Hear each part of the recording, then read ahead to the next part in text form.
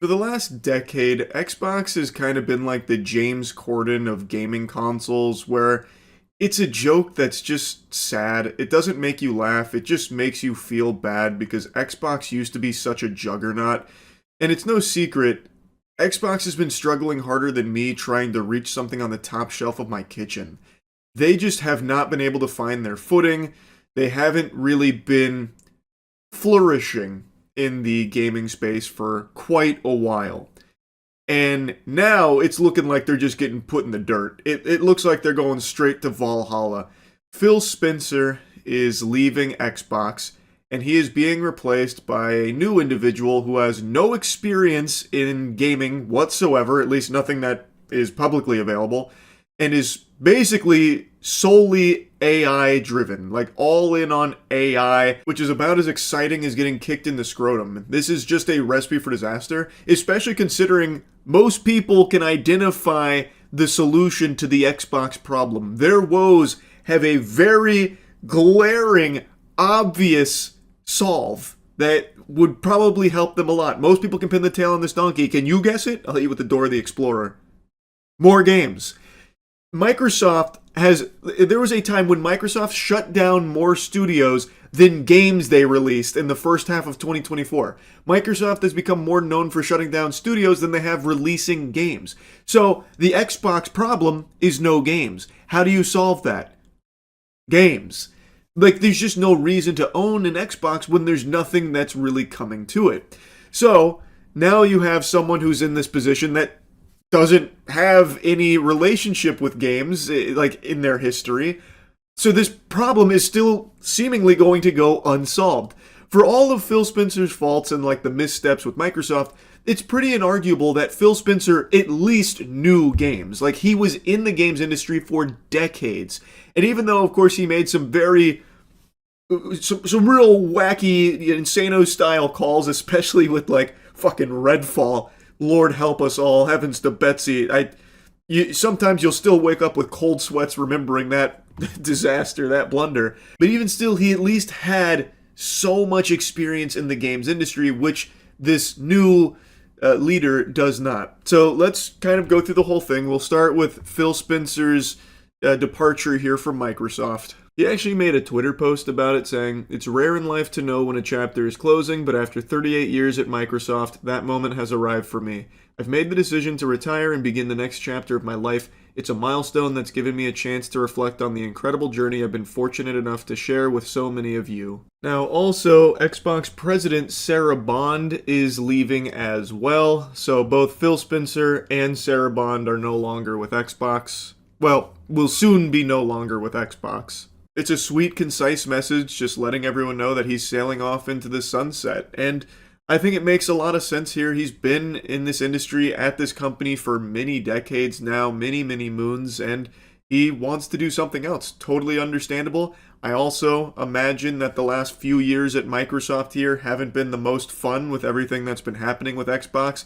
And Phil Spencer's been the face of Xbox. And recently, that face has been getting shoved in the toilet and they're flushing it. They're giving him a swirly because most people point the finger at Phil Spencer for all of the Microsoft and Xbox decisions that have been very poorly received. And he's been shouldering a lot of blame. I have to imagine that doesn't feel good, especially when there's a good chance some of those decisions weren't from the old noodle of Phil Spencer. It could have been calls made from elsewhere that maybe he didn't even agree with in the first place, but since he's the face of Xbox, the public would eat him alive for it. So I really do find it very understandable that he wants to step away from Xbox at this point in time and explore other aspects in his professional life outside of Microsoft. I'll quickly just dump my take in here. I also think a change in leadership at Xbox was warranted. Just look at how things have been going for Xbox for over a decade now.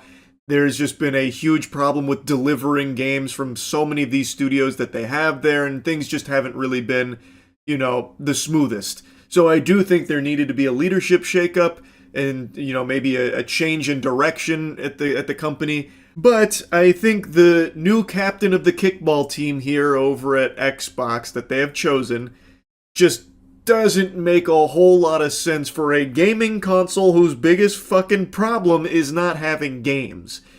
Now with Phil Spencer gone, and in his place steps Asha Sharma, who is currently the president at Microsoft's Core AI product, previously with Meta and previously with Instacart.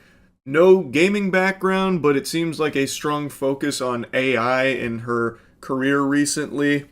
So now she's taken the Xbox Iron Throne, which is leaving a lot of people very skeptical because why would you hire a CEO of a gaming company who has no experience with gaming? It's a really weird fit. Now, there is a message from Asha Sharma. There is a memo that went out where she tries to kind of get ahead of like the AI stuff. So the first part of her message is talking about, how excited she is and thanking Phil and his leadership in the studios. And then she goes on to say, my first job is simple: understand what makes this work and protect it. That starts with 3 commitments. First, great games. Everything begins here. We must have great games beloved by players before we do anything. Unforgettable characters, stories that make us feel, innovate gameplay, and create excellence. And basically going on to say like how important great games are. Second, the return of Xbox. This is something Phil Spencer also said once or twice, if I remember correctly, and every time that this comes up, the return of Xbox, they make it sound like it's a fucking Jedi coming back. Yet, unfortunately, it still hasn't arrived, taken the scenic route. But she's highlighting the importance of bringing back, the former glory of Xbox with a recommitment to core Xbox fans and players that have invested with them for over 2 decades, celebrating the roots and renewed commitment. And then third, the future of play. We are witnessing the reinvention of play. That, to me, just feels like a bunch of mumbo-jumbo buzzword nonsense. I don't think there's a reinvention of play. People still just want to play good games. I don't think there's like a huge change in how they want to play those games. It's just a desire for games, which have been severely lacking with Xbox. To meet the moment, we will invent new business models and new ways to play by leaning into what we already have. Iconic teams, characters, and worlds that people love, but we will not treat these works as static IP to milk and monetize. We will build a shared platform and tools that empower developers and players to create and share their own stories. So, there's some good and bad in there. That's great that they don't want to just take beloved IP and characters and milk them till the tits fall off. That's good news. But that last sentence about developing a shared platform and tools to empower developers and players to create and share their own stories gives me the same DNA that Roblox and Fortnite have kind of pitched about like AI to make your own games in their game, which isn't very exciting to me. But maybe it is to a lot of other players. I'm not really sure, and I don't really think that'd be like the best direction to go. As monetization and AI evolve and influence this future, we will not chase short-term efficiency or flood our ecosystem with soulless AI slop. Okay, I mean, that sounds good, but I take it with a huge grain of salt considering it's coming from an executive who is extremely intertwined with AI. So I would be shocked if she actually does have this view of soulless AI slop being the enemy, considering her professional career for the last few years is all about AI in general. So I guess we'll wait and see there, but it'd be wonderful if the focus isn't on just farting out AI slop at Microsoft. That'd be great. Games are and always will be art crafted by humans and created with the most innovative technology provided by us. The next 25 years belong to the teams who dare to build something surprising, something no one else is willing to try, and have the patience to see it through. We've done this before, and I am here to help us do it again. I want to return to the renegade spirit that built Xbox in the first place. It will require us to relentlessly question everything, revisit processes, protect what works, and be brave enough to change what does not. Thank you for welcoming me into this journey, Asha. Now, to me, a lot of that statement feels like hollow PR speak, where it's just standard PR drivel. We've got to return to the roots. It's all about the players. We can't be succumbing to the dark side of AI slop or anything like that. Which, it's hard to really be super enthusiastic considering this is a leader who for the last few years has been all about AI and profits and, profits by any means necessary. Like, it's not an amazing, like, exciting fit for a gaming company to have a leader who has no experience in their professional career with gaming. That makes it feel like this is a decision that is solely about trying to find ways to squeeze profits out of the Xbox, as opposed to trying to find ways to actually return the Xbox to its former glory. Because I imagine if you were looking for a leader to slot into Xbox for a new era of amazing games to make it a powerful console player again, you would probably look for someone that actually has a passion for games itself. Like, I don't know, but that's just my 2 cents, and perhaps I'm on Fent for thinking that. Overall, it is just kind of hard to be excited about the future of Xbox, and I guess we'll see how it goes under this new leadership here. Anyway, that's really about it. So yeah. I imagine a lot of you are tired of hearing me whine about insomnia in the intro of some of my videos recently, lamenting my lack of sleep. Well, that's too bad, Buster. And dagnabbit, I haven't slept again, in case you couldn't quite tell. And you know what? I don't feel like turning that light on over there, so you're getting the scary campfire lighting right now that makes me look like a character out of Fear and Hunger. So deal with it. I feel like SpongeBob when he got the goddamn suds. I'm tired, but I can't sleep. Been tossing and turning, laying around, not able to catch any Z's. So, I decided to go to the old tried and true method of getting a wonderful lullaby together to help me fall asleep peacefully, making fun of Pokemon scalpers. Get away from me! Hey yo, you are. Get away from me! Stay behind me! Get away from me, dude! Hey, you're putting your hands Don't on call me. the cops! You're putting your hands on me for assault. No, you're assaulting somebody right now. away from You're me. assaulting me. If you see a Pokemon card vending machine, just know you entered a PvP zone. They're like the most hostile places on Earth. Anytime there's a Pokemon card vending machine with multiple people around it, you know shit's about to pop off. Now, it usually doesn't result in like a full-blown fight with haymakers being thrown or anything. Typically what you get is what you saw right there, where it's a lot of like boxing out, like he's about to try and get a rebound, while desperately trying to swipe for more Pokemon card product from the machine, as someone's trying to get around him to take control of the device themselves. It's a lot of bumping and grinding, but make no mistake, this is only elevating in frequency and aggression, and I imagine it won't be long now before we see our first fatality at a Pokemon card vending machine as people fight over these products so they can scalp them online for a $2 profit. You're over here putting your hands on me. Get away from me!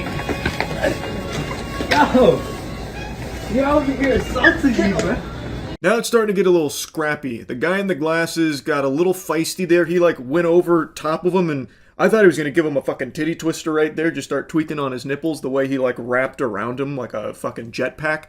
But this guy's defense is good. He definitely knows some BJJ or something right now. He's doing a great job trying to getting out of the full mount, and he is still maintaining control of the Pokemon card vending machine. Get away from me! You're Get away assaulting from me. me! You're putting your hands on me.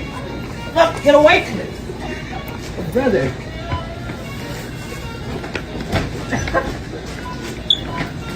Really funny. An unstoppable object meeting an immovable force. It's inspiring. The guy in the beanie is just refusing to budge. And I gotta tell you, the tactics from the glasses guy are confusing. This technique is clearly not working. He's going for like a, I don't know, like chest bump him out of the vicinity type deal. But the other guy's just, getting him with some shoves. He's hitting him almost like with the E-Honda moves from Street Fighter at times here. Yet this guy does not give up. He still keeps trying to like swoop in there. Now, Pokemon card vending machines have a glitch in them right now that a lot of scalpers are exploiting for their own financial gain, where Pokemon card vending machines have a limit where a customer can't just buy out the whole machine and leave everyone with their fucking dick in their hand. But these fucking worms, these degenerate dweeb dork losers, have found a way around those limits by doing like basically a frame perfect speedrun trick. As I understand it, if they swipe their card while in between screens on the Pokemon card vending machine, they can still add product to their cart even though they're past their purchase limit, even if it says sold out. So that's how a lot of them are glitching the machine. The guy in the yellow beanie here, I don't think is actually trying to glitch it. At least it doesn't seem like it to me, compared to the other videos of people that are blatantly glitching it and proudly talking about how they're glitching it. I don't think he was one of those people. But I think the guy who's desperately trying to get in there probably was. I think he was probably going to do that, and he was upset that he wasn't there first so that way he could take all the inventory. That's my hunch, at least. You're bleeding. You're over here. Oh, you already got stuff, bruh. Let people go. I'm alive. You already got You stuff, better bruh. get away from me. You already got stuff, bruh. It's crazy.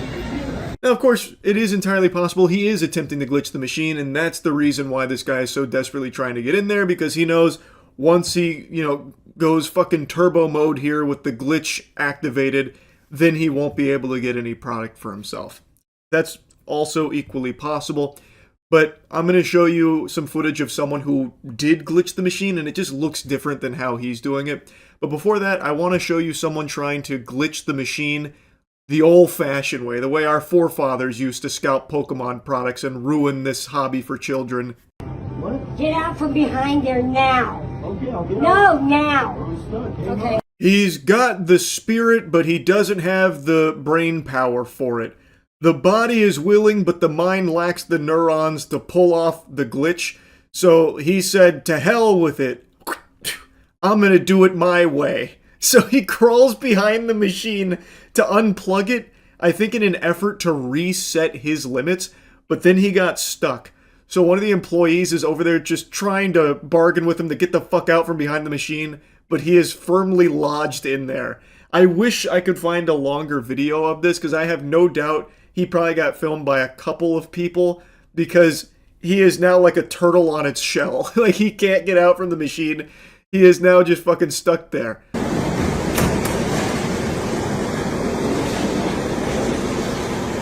Look at this dude. Glitching out the machine like a loser. But kids can't get it. What the fuck is wrong with you? You know it's actually illegal to tamper with vending machines. I will. I will. So this is someone who does appear to be glitching the machine. You can see he's adding products that's labeled sold out into his cart, which is a result of glitching it. As I understand it, sometimes it'll say sold out to a customer in order to prevent them from adding more product past their limit. But it's not actually sold out per se, like there is still more product there, but it's the Pokemon card vending machine's way of trying to fight back against these fucking parasites. So they just say that it's sold out, but even that's not enough to stop them. So this guy is apparently glitching it out. And this guy is now just insulting him to his face, and he mentions that tampering with vending machines is illegal, that it's a crime, which I'd never heard of before. And I looked it up, and I guess, yeah, it does seem to be true. I don't know if anyone's going to get arrested for this, but that would be fucking amazing. If the Pokemon company worked with law enforcement to have everyone who's been caught glitching their machines fucking thrown in jail. Can you even imagine? Holy shit. That would actually probably cure my insomnia on the spot if I heard about that happening. That'd be incredible. I feel like anyone would be able to sleep peaceful knowing scalpers are out there miserable. That'd be great. But unfortunately, that's not the case right now. This fucking hobby is truly a cesspool. Like, I know I cover a lot of Pokemon scalper shit and a lot of Pokemon armed robberies that seem to be happening a lot now. And I can't help it. It's just out of control, and I gotta yap about it. This shit is fucking disgusting. Hell yeah. These guys are the guys glitching it, as always. Mm-hmm. Dude, I know who you guys are. You're the Tui boys. I know it. Hell yeah. Hell yeah. It's alright. Just goes to Pokemon Center. They already started one on you guys up north. That's fine. I don't give a fuck. I'm enjoying this Red Bull. You enjoy Been it. a good day. Oh, the way he's nursing that Red Bull there, just sipping it like he's at his first fucking college frat party with a PBR in his hands and unable to figure out how to socialize. So all he does is try and like put his hand in his pocket and drink from the fucking can. Just to try and make it seem like he's not bothered by this, even though he clearly is. So a big thing that's been happening is people glitching the machines, and when people glitch them, they immediately get filmed and shamed, it seems. Even among scalpers, that's apparently a big no-no. So now, all of these losers that are glitching the machines are being filmed by, in a lot of cases, other scalpers who are pointing and laughing at them. So now there's, in the world of Pokemon scalpers, there is people even scalpers look down on. And it's these Pokemon card vending machine glitchers. It's pandemonium out there. There are so many videos of people just going up and insulting individuals or even groups sometimes that are glitching these vending machines. It's a ton. But I don't think I need to show you all of them here. They're popping up every single day, and multiple times a day. So anyway, I just wanted to make fun of some Pokemon scalpers again. That's really about it. So yeah. Well, man, I've got some bad news. My Trump phone has still not arrived. I don't know what's happened. Maybe a angry horde of goblins got in there and stole my Trump phone, my treasure, taking the one piece for themselves, because I was told over a week ago that in the next day or two I was going to be getting my email with the shipping information for my Trump phone, my T1 device that I put $100 on, and I haven't received that email, and it's not like they were saving it as some kind of surprise gift for me or anything, like a fucking birthday clown scooting in with the T1 device in hand for me. Nothing. Crickets, again. And also, I did just learn about the Trump Mobile terms and conditions. I don't know if these are new and I just missed them, because no sane human being on the planet is actually perusing the terms and conditions and going through line by line checking, at least not normally. But I've also been told that these are new additions to Trump Mobile. Either way, they are fucking alarming. I'm going to get to that here in a little bit, because I also called customer support about the terms and conditions, because if you actually dropped 100 clams on this and then took a peek at those, you should be sweating. It is wacky what they've put in there. But before then, I did give Trump Mobile a call yesterday before learning about the terms and conditions, just to check on the status of my order, because surely, you know, after I was told that it'd be shipped out in the next day or two, something must have just been cause for the holdup. Maybe Trump went in there personally to start kissing each and every phone, and his lips got a little dry, so he had to take the day off before getting to mine. I can understand that. There must have just been something in the pipeline that went a little cattywampus, but is probably soon fixed, and I'll be getting my email any day. Well, it's been almost a week since Trump Mobile Support told me that I'd be getting an email about my T1 mobile device shipping, but I think the email must have got lost in the cyberspace somewhere, so I kind of want to just check in and make sure that everything's still going according to schedule, and I'll be receiving my T1 mobile device in my hands any day now. I just want to make sure everything's alright. Thank you for calling Trump Mobile. For English, press 1. Para Español, oprima el número dos. One day I'm gonna press 2. One day I'm gonna press dos, but today is not that day. Press 1 to open a new Trump Mobile account. Otherwise, press 2 for support with an existing. Thank you for calling Trump Mobile. Your All call right. is very important to us. To ensure Let's the see highest what's going level on. of customer care, this call may be recorded for quality control and training purposes. Please hold, and our next available representative will be with you shortly. You can also visit our website at www.trumpmobile.com to apply for a new account or access your personal account portal.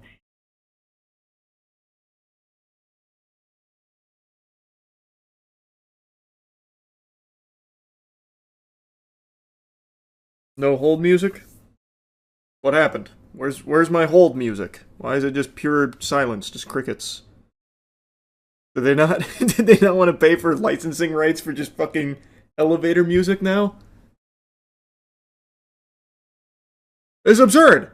I'm supposed to be a valued customer and you can't even blast me some goddamn tunes? No boner jams while I wait? Jinkies, it must be busy over there at Trump Mobile. What in tarnation? This is taking quite a while. It must be a company-wide issue that the emails didn't go out to all the Trump Mobile customers that are eagerly awaiting their Christmas gifts from Santa. Hello, and thank you for calling from Mobile. This is Tina. How can I assist you? Hey, hello. I just wanted to check on the status of my order. It's been in a whole separate window.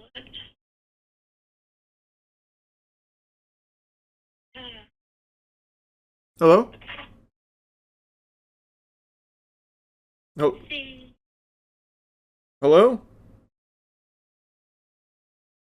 They hung up on me. What the fuck is that? What? Pardon? Wait, what? I'll call back. Must have been a misinput there. Interesting. Thank you for calling Trump Mobile. For English, press Okay, 1. here I Para come. español, oprima el número 2 shortly. Man, I You waited can also so visit our long for that website too. at www.trumpmobile.com to apply for a new account or access your personal. Thank you for calling Trump Mobile. How can I assist you today?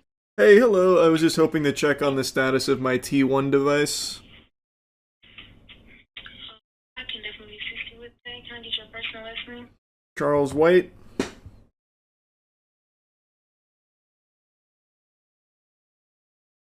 Okay, so as of right now, we're still waiting on the phones to be shipped out. We don't have an exact date, but it's still going by first come, first served basis.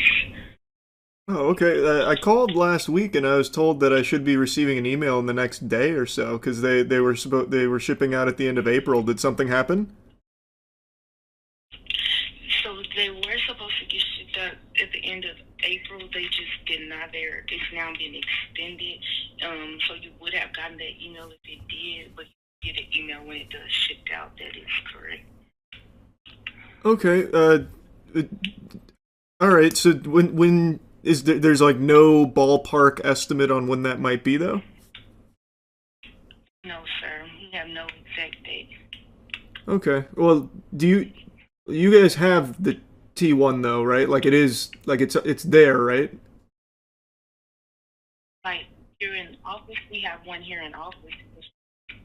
Okay, so all right. Well, that's reassuring because now I'm starting to get a little concerned about the whereabouts is all.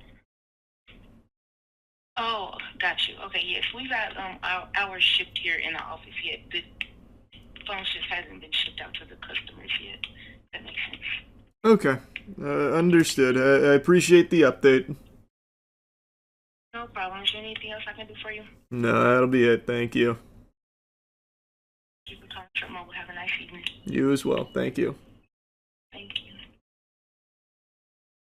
He did not sound happy. I have to imagine there is a lot of rowdy fucking worms that are calling, blowing up their phones about the T1 device. It's not cheap, by the way. That was supposed to come out in August of 2025. So I bet there's people that are like actually steaming.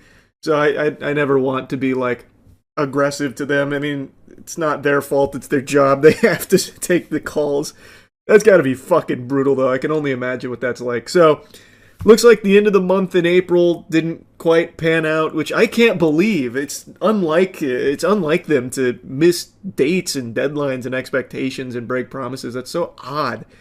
And I guess the last customer support rep, when she told me that I'd be receiving an email in the next day or two, I guess that also fell through the cracks. I guess it's back to any day now, which is exciting. So any day now, I should be getting my Trump phone. I can't wait. Maybe. So after looking at the terms and conditions, which I was told are new, but I have no way of confirming if that's true or not, I just never even checked them because why would I? You would expect it to just be like normal boilerplate shit in a phone terms and conditions, but Trump Mobile's terms are very weird. Like I'm talking like goofy shit. This, like, oh my. Let's dive into this League of Legends champion lore. So, deposit purpose will start there. A pre-order deposit provides only a conditional opportunity if Trump Mobile later elects in its sole discretion to offer the device for sale.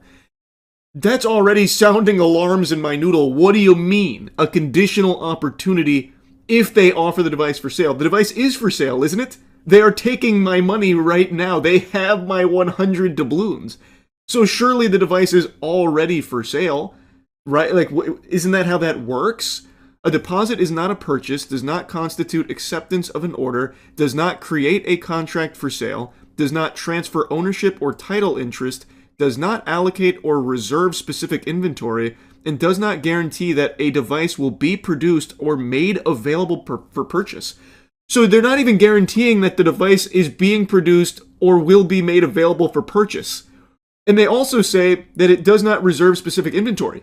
That's the whole idea of pre-ordering something, that you are reserving that specific thing that you are putting money into. You are putting $100 into this phone that they are selling, and they are telling you the price of the phone is like $500, but $100 is supposed to grant you access to purchasing that device when it's available. Like, it is supposed to hold it for you. That's the entire idea behind a pre-order.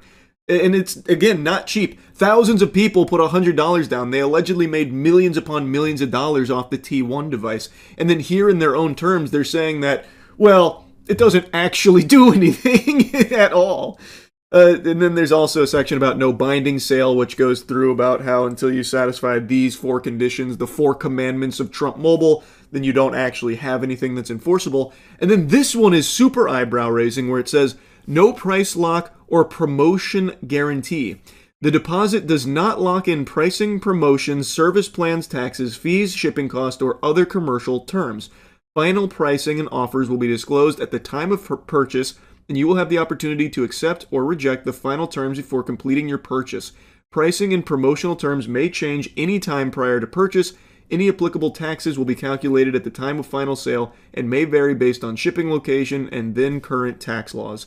Any prior advertising, marketing materials, product renderings, feature descriptions, or estimated timelines are informational only, and do not constitute binding representations, warranties, or guarantees.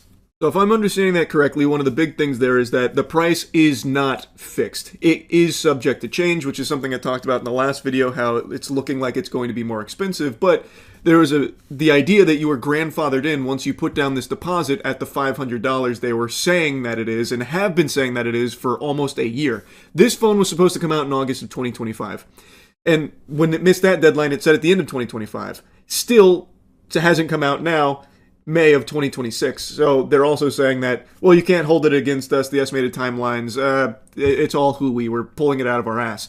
But the price lock is very interesting. It's saying explicitly it does not price lock. So when you pre-order, you put the $100 down, you are not price locked. But if you look at the top of the page on the website itself, as I'm looking at the terms and conditions, look at the top left. Lock in your T1 phone promotional pricing now. So it is advertising that when you put this money down, you are price locking. That's what it's telling you. It is literally telling you that that's what you're doing. But then when you look at their terms, it's saying, no, that's not actually what you're doing. How is that not fraudulent? It's just a fucking lie then. Also, it says all of the information that they've been providing for a year now about what the T1 is and its specs and all of the renderings and all of that aren't actually representative of the device. It's saying that, nope, all of that could just be a bunch of hoo-ha, a bunch of mumbo-jumbo, and that's okay. So then, you are advertising something, knowingly advertising something that may not be representative of what is actually getting sold to the customer. Again, how is that not fraud? You are blatantly misleading them on purpose. And then in your own terms, they're saying, like, yeah, we might be doing that. Can't hold it against us. What the fuck? It continues, no guarantee of release, delivery, or timing. That should make you feel much more comfortable about the $100 you spent on the pre-order when there's not even a guarantee of release in their own terms and conditions. They're selling you something and also letting you know like it might not ever come out. We haven't actually decided. Estimated ship dates, launch timelines, or anticipated production schedule are non-binding estimates only. Trump Mobile does not guarantee that the device will be commercially released. Well, you see, they are actually just selling you an idea of something that they might release, potentially, but will take $100 just for even providing you the idea and the website for the idea. It's fucking lunacy. Regulatory approvals, including FCC authorization, will be obtained. Carrier certification will be secured. Production will commence or continue, or delivery will occur within any specific time frame. Trump Mobile will not be responsible for delay, modification, or failure to release a device due to causes beyond its reasonable control, including but not limited to regulatory review, carrier certification delays, component shortages, labor disruptions, governmental orders, acts of God.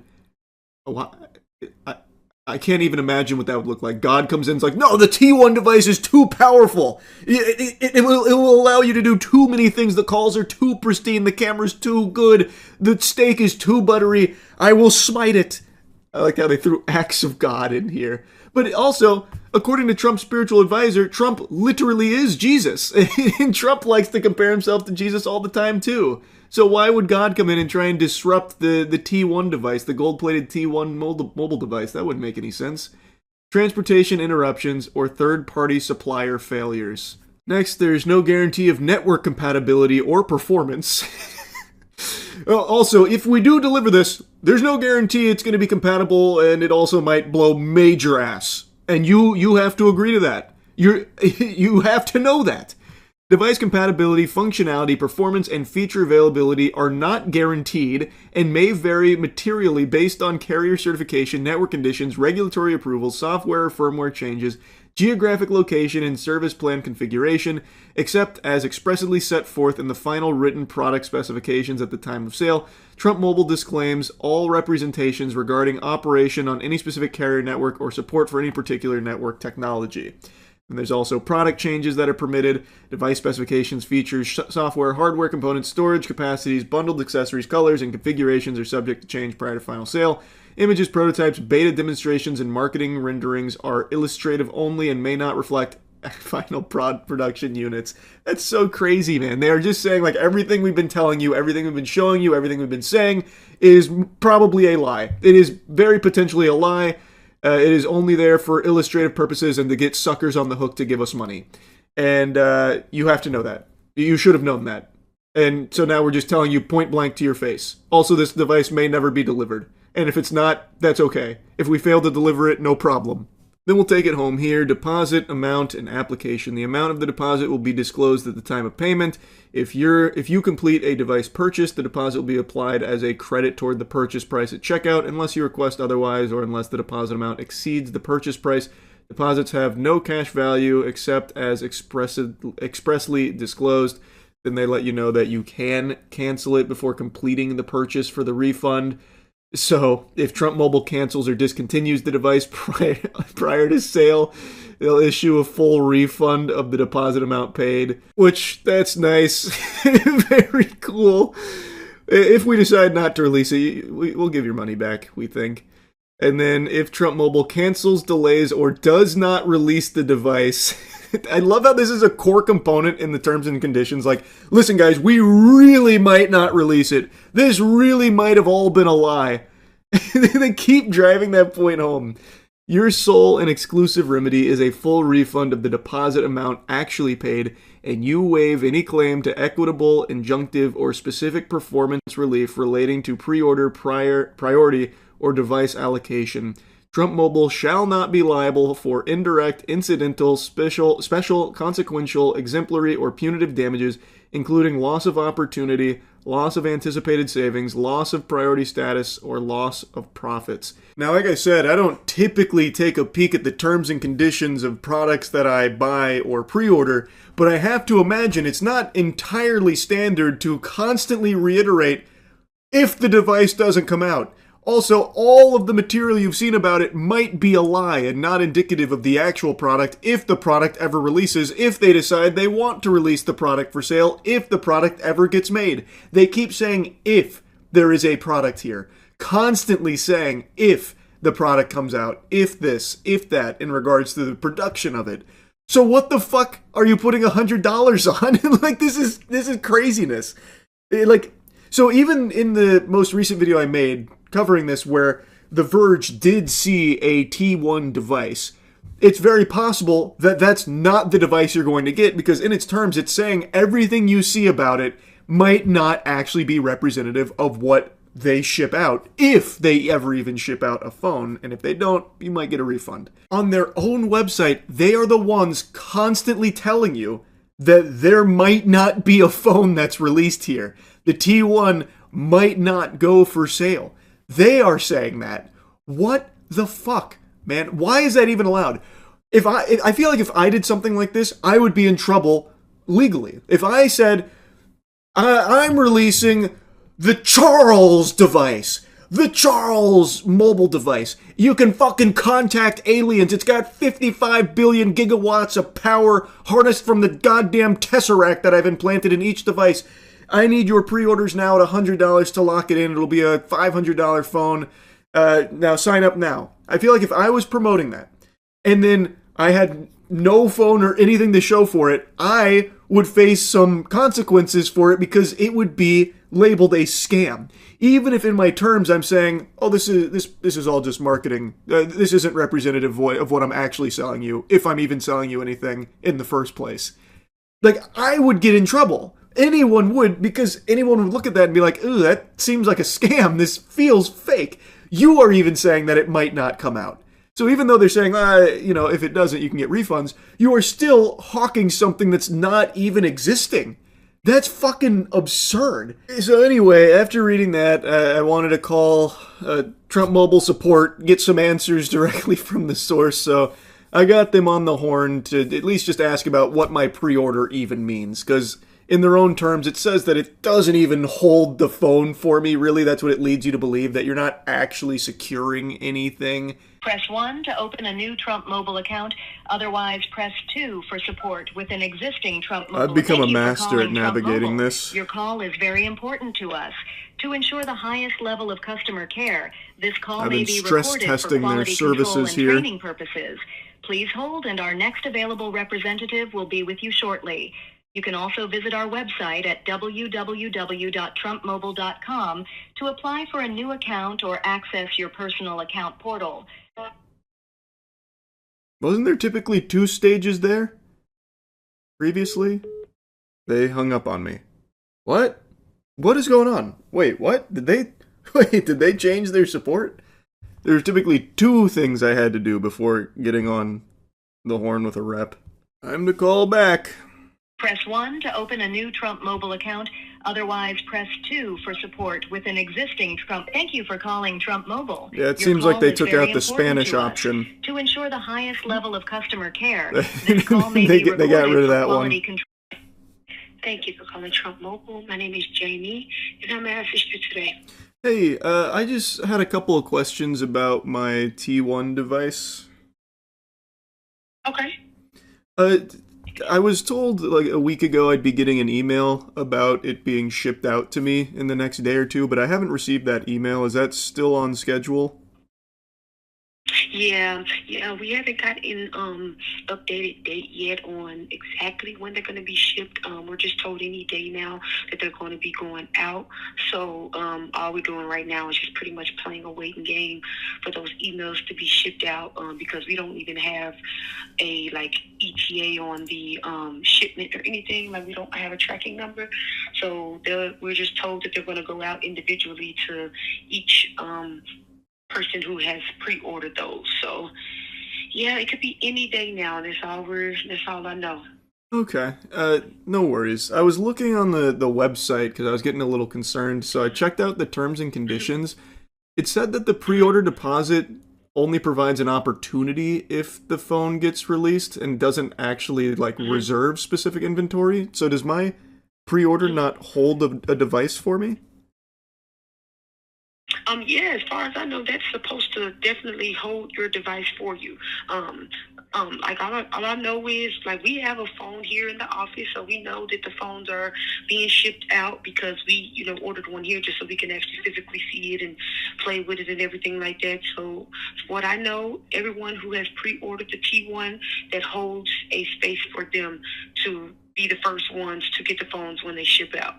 Okay, and then about the device itself, on the terms it says that everything that's been advertised about it is all just illustrative and might not represent the phone itself. The phone you have there, is it everything that's been advertised?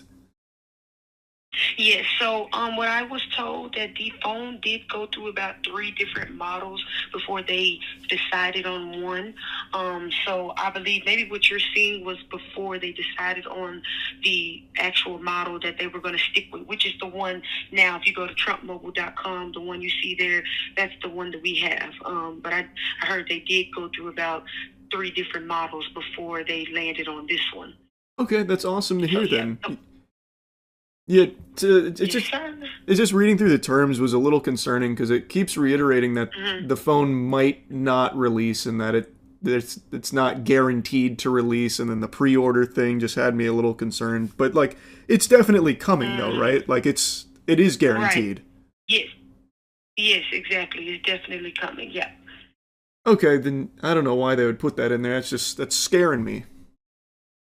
Yeah, that's odd. Because I didn't even see that one. I don't know. We'll have to get a little bit more information on that, just so we can have updates. But all I know is that so far, yeah, we're just waiting on those shipments to head out, and we do have one here, so I can confirm that the phone is real, and we got to play with it in person and everything, and so it's pretty real, and I'm just waiting on those to ship out for the ones who's pre-ordered it so they can go ahead and have theirs as well. But yeah, if you ever have any other concerns, then just reach out to us, and then we'll just get it escalated up to our back-end team to look in more into it for us. Awesome, I really appreciate that. I just had one other quick question, because in the terms it also said that the pre-order doesn't price lock per se, but when I put the money down, it said it did. So do we have an idea on what the final price is? Because it was supposed to be $500, but reading through here, it said that could be subject to change, at least as I understand it. Is it still $500?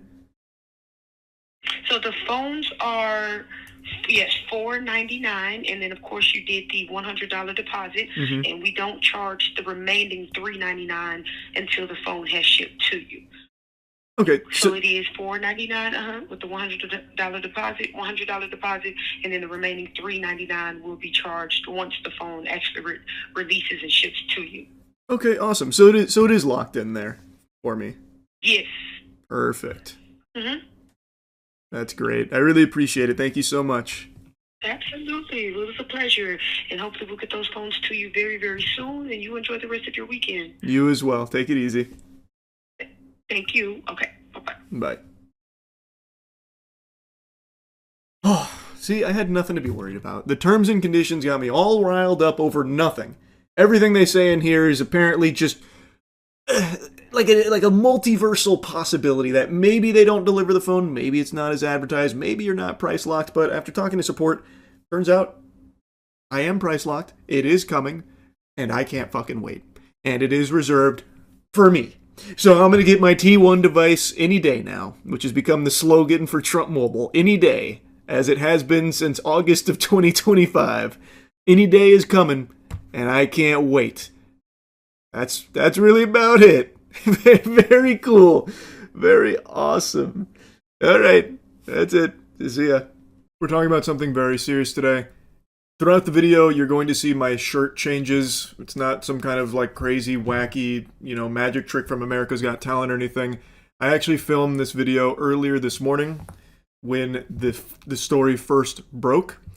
It's the killing of Alex Preddy in Minnesota at the hands of border agents.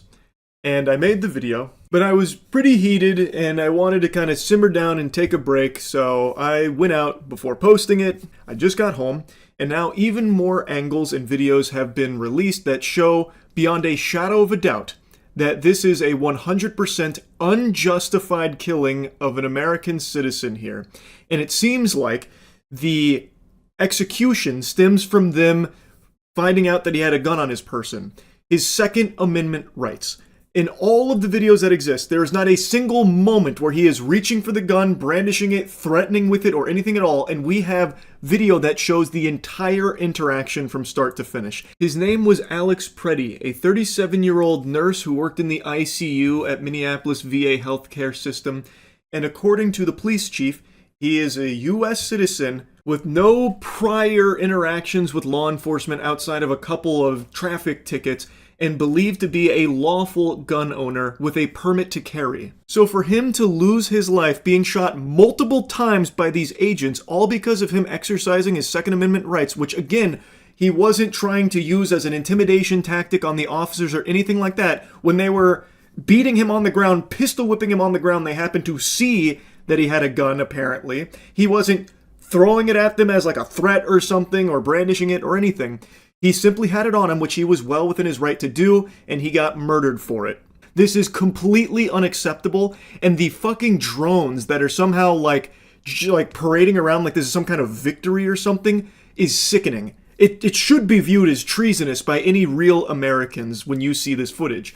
And they had the gall to say that Alex Preddy was like the instigator, labeling him a domestic terrorist I saw from a couple of places, claiming that he approached these agents with a 9mm. He approached them with a gun looking to start shit. But that is not true. In all of the videos you see, he has a phone in his hands. Not a gun in his hands, he has a phone in his hands. No sane person would ever mistake a phone for a gun. This is blatantly obvious what they're trying to do. And it's something they've been doing a lot recently. Trying to tell you that what you're seeing isn't real. Trust their words, not your eyes. That is completely fucking outrageous. And people are willingly doing it. That's the craziest part. There are people that are like, oh, I saw he had his phone, but if they say it was a gun, well, that must have been a gun. I cannot believe we've reached this level of brainwashing. There are so many angles of this, and in every single one of them, you can see he has his phone in his hand, and at no point during this interaction did he ever, pull a gun on them or anything. And in fact, in one of the angles, you can even clearly see that the agents actually took the gun from him prior to him being shot. You can actually see what looks to be one of the agents disarming him, taking the gun out of its holster and running away with the gun prior to him being shot.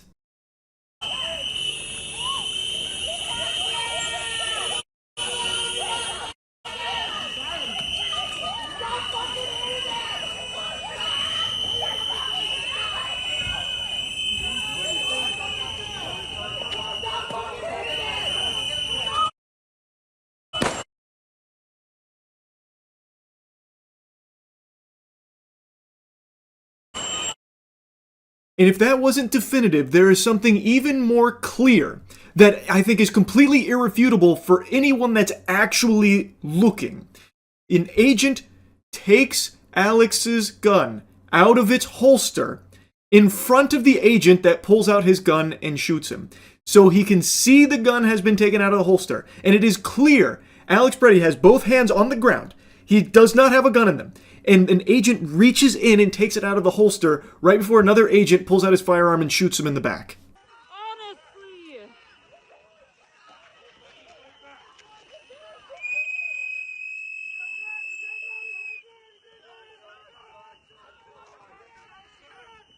Just in case you somehow missed it, look, the agent in gray has his hand on Alex's weapon, which is still holstered. It was never unholstered. This agent takes it out of its holster before he runs away with it, and the officer right next to him is the one that pulls out his gun and shoots him. And now I want to show you the clearest video that shows everything that happened here and how it doesn't go how the authorities are saying that it did.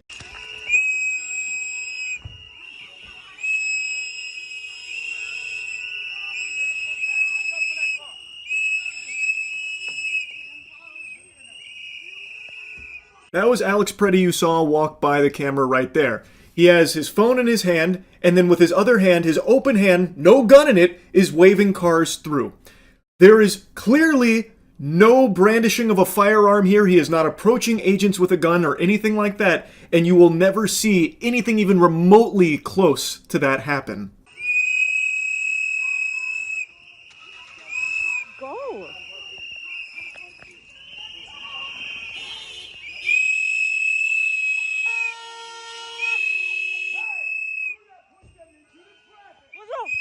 What the fuck is wrong with you?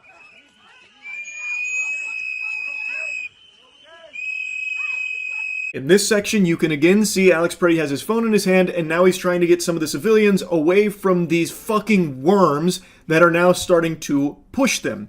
And then one of them got pepper sprayed, and then he got pepper sprayed as well. And when he gets pepper sprayed, you can see his hand shoots in the air like a student about to try and ask the teacher a question. It is a wide open palm. There's no weapon in that hand, and in his other hand is still the phone. There is no gun anywhere here. And now this is when he starts getting beaten by the multiple officers there.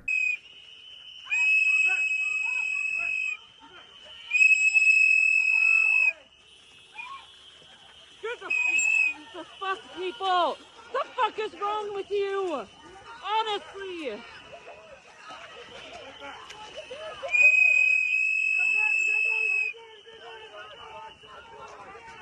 I'm going to stop the video right here because this is when Alex Preddy gets shot to death. This fucking subhuman coward, you can see, pulls out his firearm and shoots him in the back, and then shoots him multiple times after as Alex Preddy lies on the ground. You can hear one of the agents says gun, and that's when this brain-dead troglodyte pulls out his firearm and starts shooting into Alex while he was still surrounded by his boys, mind you. This is like the antithesis to all training that agents go through, by the way, to shoot into a suspect while still being surrounded by authorities. You're going to get your own people shot too, by the way, you fucking moron, you unbelievable homunculus. So he immediately starts dumping into Alex because someone said gun. But the gun, from the other angles we can see, had already been taken away from Alex, out of his holster. You can see one of the other agents running away with it. But again, he was never brandishing this firearm. And as an American citizen with Second Amendment rights and a lawful gun owner by all available information, he was allowed to have that gun on his person. It is not grounds to execute a man because you fucking freaked out and panicked because the guy you were beating and pistol whipping with fucking 5 of your friends happened to be armed. He wasn't using it to try and like shoot anyone here or threaten them. They saw the gun, and then this guy just freaked out and murdered him. Shot him multiple times. This is indefensible. Completely indefensible. And the fact that they even took him to the ground in the first place and started beating him, with one guy pistol whipping him, by the way. In other angles, you can see a guy just like pistol whipping him like he's trying to hammer a nail in with his gun.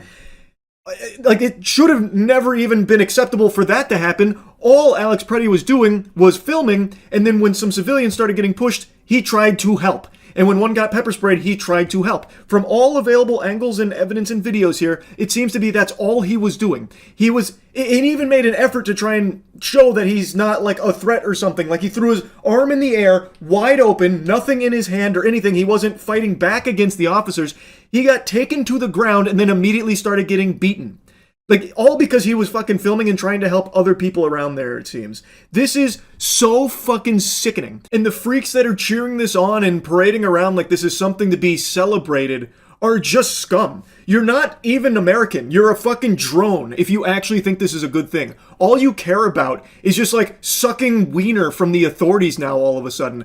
You care more about just being on a team than you do thinking for yourself. It's fucking tragic. It is embarrassing. This is crazy now that I'm seeing people justify this guy's murder because he had a weapon. Wake the fuck up. This is America. You can carry weapons. I sometimes carry a gun in public. I have friends who every day carry. It is your right as an American to carry a firearm if you so choose. That is not grounds for a murder. And based on all of the video footage, all of the available evidence, this guy was not brandishing it or anything like that. Thus, he wasn't threatening anyone or about to shoot someone with it, so they had to kill him to stop him. That doesn't seem to be the case. They're now just using the fact that he had a gun as a justification to kill him. That should be extremely alarming to anyone who cares about 2A. Like, again, him having it should not be an issue. And any real, actual American, like a real patriot, should be arguing for his right to carry, because it is something that we have the right to do, and that should not be a justification for this man being killed by these agents. This point that they're trying to beat into the empty minds of a lot of people that are trying so hard to justify it is that the only people being arrested and targeted by ICE are rapists and pedophile illegal aliens, which is just not the case. There definitely have been rapists and pedophiles that have been snatched up in all of this. And those rapists and pedophiles that have been caught and taken away, that's good. They shouldn't be out there breathing the free air. Great. But that's not all that's happening here. You could also right now march into the White House and arrest everyone in the White House, and you would get a ton of rapists and pedophiles. Why isn't that happening? If the goal is getting rapists and pedophiles off of American soil, thrown in the slammer, taking them away from society, why is it only just walking through the fucking streets of Minnesota trying to do it? You would get significantly more rapists and pedophiles if you took ICE and brought them to the White House. An administration is actively covering up a massive child sex trafficking operation and letting tons of evil people get away with this, tons of clients. So if the goal is to get this kind of evil out of this country, why would you not start with what is provably a spot that has so many of them? Also, that belief of like a secret pedophile ring was a very popular one among Trump voters for the longest time. And now that it has been proven beyond a shadow of a doubt to be real, legitimate reality, they are now just ignoring it. They have been proven correct that there was a huge pedophile ring of these powerful politicians, but because some of their favorite politicians are potentially wrapped up in it, they just want to drop it and forget about it.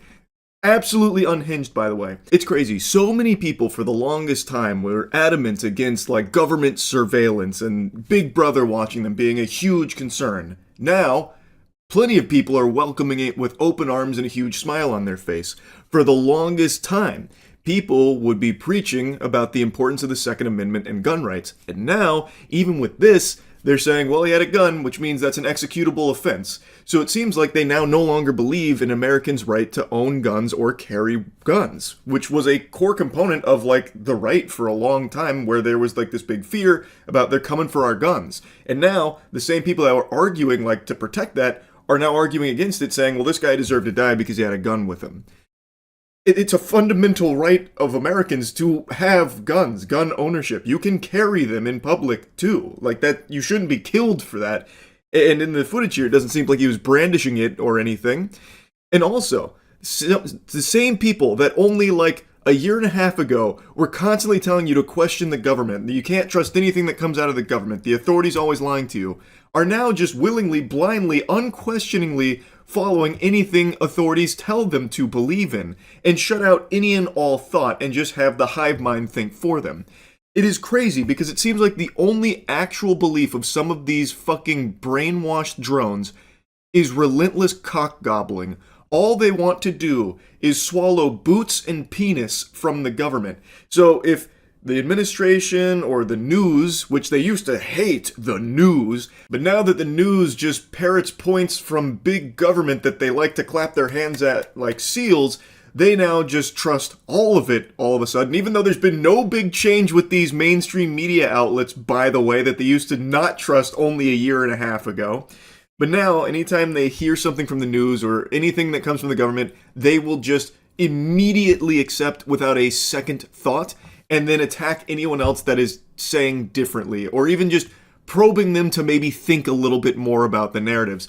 Keep in mind, the government themselves are currently not even complying with their own laws that Trump has signed, like the Epstein Transparency Act, where the DOJ is still putting up a fight and are over a month late to compliance with releasing the Epstein files. They are still fighting tooth and nail to not release them, and even recently, only a week ago, outright said maybe there's no court that can force them to order this. They didn't even say maybe. I gave them a very charitable thing right there. They actually said courts can't force them to do this, and that if they don't comply, there's nothing anyone can do. They can't be sued. If the DOJ doesn't comply, go fuck yourself, pussy. That's basically their sentiment.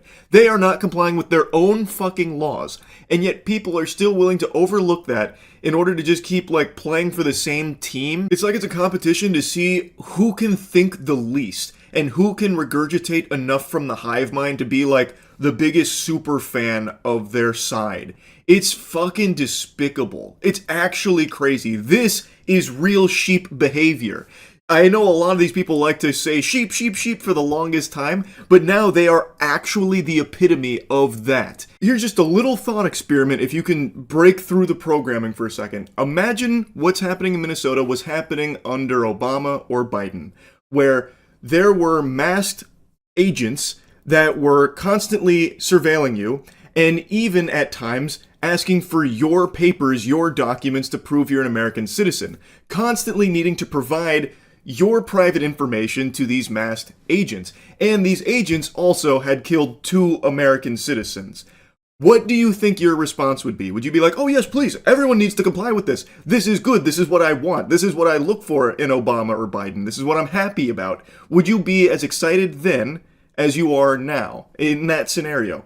My guess would be probably not, because you would rightfully view this as an infringement on your rights as an American. Your Second Amendment right, where apparently even carrying a gun now is a crime punishable by death. Like, this isn't something anyone should be championing for, but because it's become such like a team-focused sport, people delude themselves into thinking that they have to support this, and thus they will abandon all of their beliefs in order to stay on this side.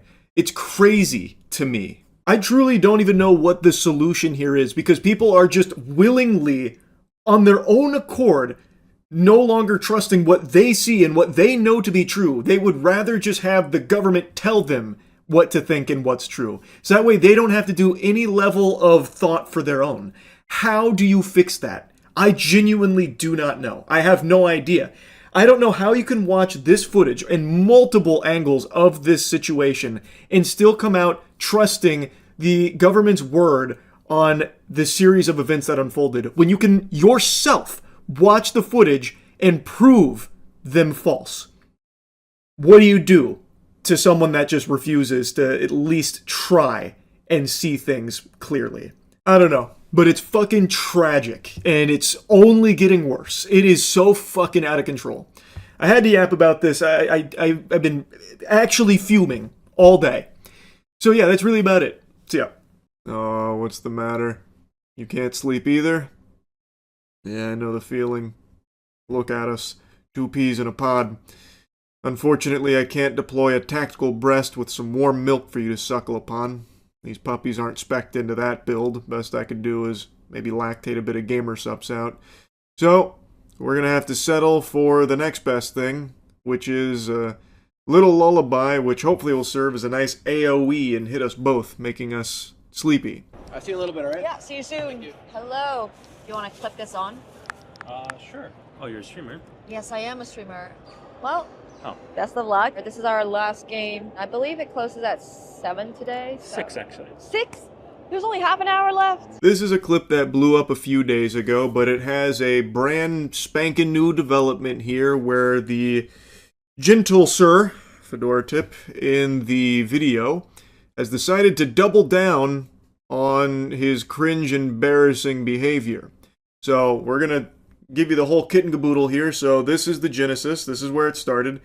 The woman in this video is a streamer. Her name is aka Nimsco on Twitch, but she is a grandmaster in chess. Her name is Nemo, and she's doing this at a convention where people sit down, they play chess, and she's streaming all of it.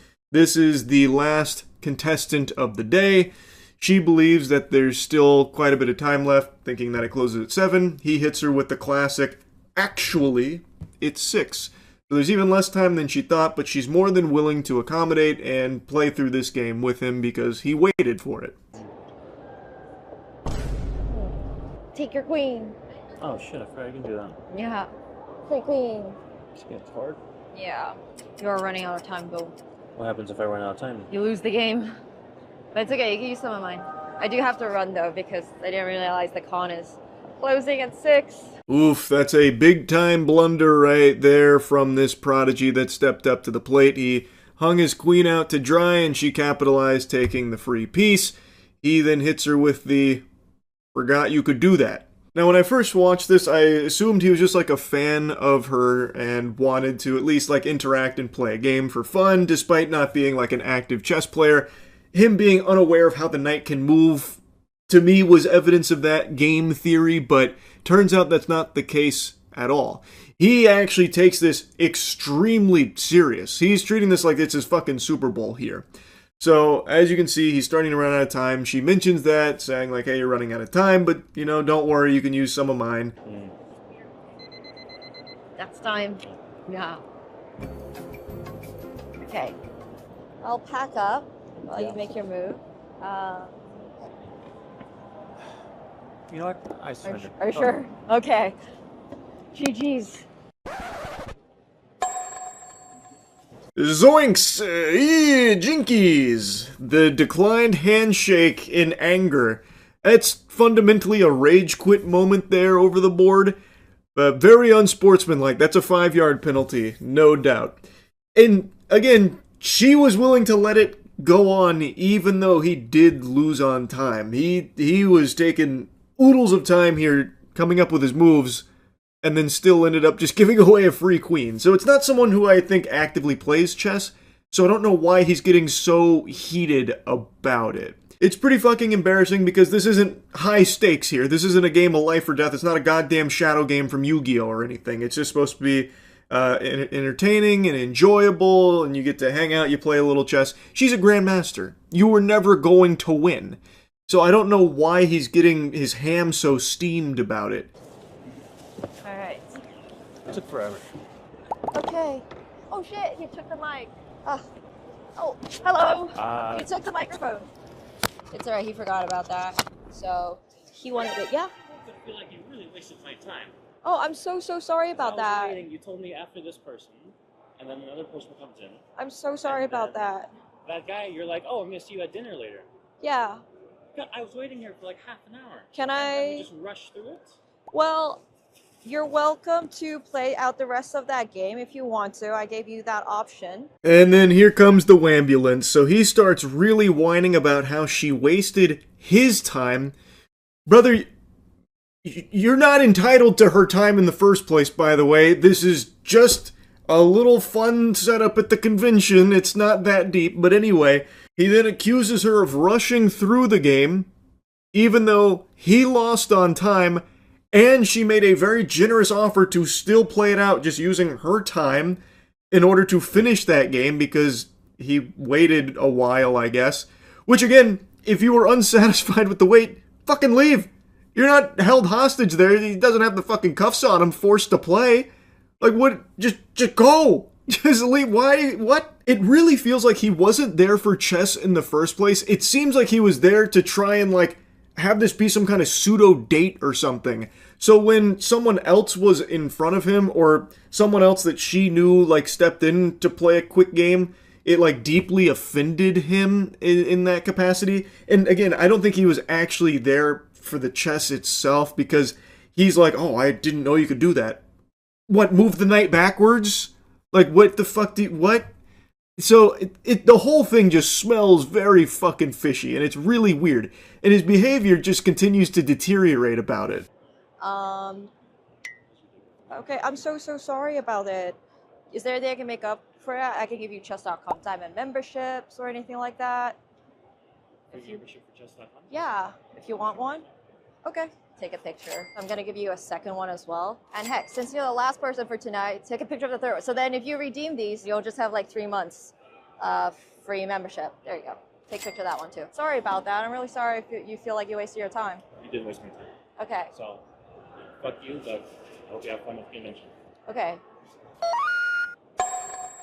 The guy there was so, like, fuck you, gave me the middle finger off. She is going above and beyond to accommodate this loser, being extremely nice, offering him 3 months of premium membership, again, for a complete non-issue. This guy feels like his time was wasted. Why? Because he chose to wait in that line and then sat down fucking drooling and blue screening in his brain, blundering his queen, and then just sitting there idly with the Orb of Confusion in his pocket and then losing on time before surrendering? How is that her fault? If you wanted a longer time with her at the chessboard or you wanted to, like, prove yourself, fucking play chess. Learn how the knight moves, I guess, bro. Like, what? Why is any of this her fault? Like, she didn't do anything wrong here. All of it's streamed, by the way, so you can see it all. There was nothing strange or underhanded. She didn't go up there and put her hand on this guy's head like, no, stay back, you swine. Everyone else is coming first. You will be the last one today. Learn your place, plebeian. Like, nothing like that happened. She didn't disrespect him or anything. So, but he still feels so slighted that he wraps back around, gives her the middle finger, and says, fuck you, while getting to reap the benefits of 3 months worth of premium membership that she's given him because she's just, I guess, very nice. If anyone's time was wasted, it was hers for having to interact with you for this long. And now, like I said, this blew up a couple days ago, he got clowned on, and then he wanted to give his side of the story. So I read an article that apparently he is now doing his tell-all here about what actually happened. Against this person, I have no idea who she is, but there it is. First off, I was just laughing at how ridiculous the video is because it doesn't offer any context. So there was no line there. I have no idea who this person is.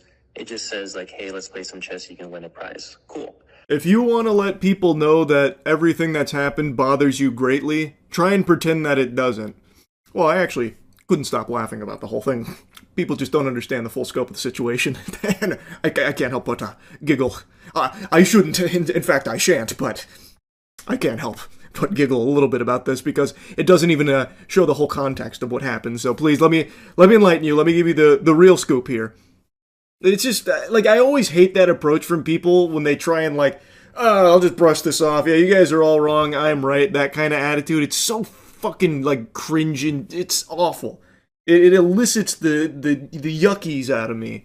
There's such a bad vibe about that approach.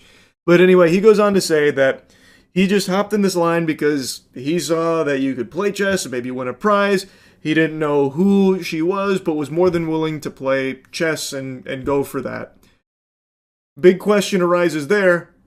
Why? When you suck this much ass at chess, you hung your queen, like, immediately. I go up, she's with someone, and I have to wait. That's fine. She says you'll come up after this person. That, there's a timer going on, and I see that, so I'm hoping that these matches are going to be short so I can go, but they're not. The timer runs out, it's made completely irrelevant, and she's just having conversation, talking to this person. It's going on for a while. Pal, you asked for that same thing, by the way. When you lost on time, she also extended the same courtesy to you, like, hey, look, we can keep going. We can play out the rest of this game. It's not that big a deal. So it seems like she was just more than willing to let people play chess with her and try and, like, enjoy the experience of playing against a grandmaster. Because that's not something a lot of people ever will get the opportunity to do. It's supposed to be something fun, which is a concept that completely eludes this guy, apparently. He took this as like a call to arms or something, like, I must compete for this prize in this chess match. Chess, which something I don't really understand how the knight moves, but I can do this. I must do this, in fact. So he's complaining about other people getting to play through time, like after it runs out, when he himself wanted that same privilege. Whatever. Match ends. And then, without even acknowledging me at all, some other guy comes up in front of me and starts playing with her. I do feel a little disrespected at this point, because if I'm going to wait for you, I'm just, I'm not doing anything wrong, I'm just waiting. But you're going to just kind of push me aside. That doesn't feel right.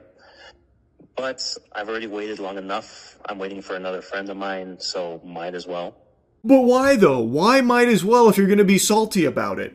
What's the point there? You're just letting yourself stew and marinate. So, from his story here, his telling of the encounter, someone cut him in line and took his place, his rightful throne there at the board. So now he has to wait even longer. Well, just leave then, man. Like, again, it's not like you lose anything by waiting except your time. And if your time is something that you don't want to allocate to this, then just leave. No harm, no foul, no big deal. Maybe it's a little upsetting that you got skipped in line when you were really eager to play. Okay, that sucks, I guess. But that's also not her fault. She didn't just, like, wave someone through like, hey, fuck this guy. I want this guy to come up and play instead. Doesn't sound like that happens. It sounds like just some other guy went in front of the line in front of this guy. And if that is what happens, why didn't you say something to the dude? Why didn't you take it up with the guy? Why do you take it out on her?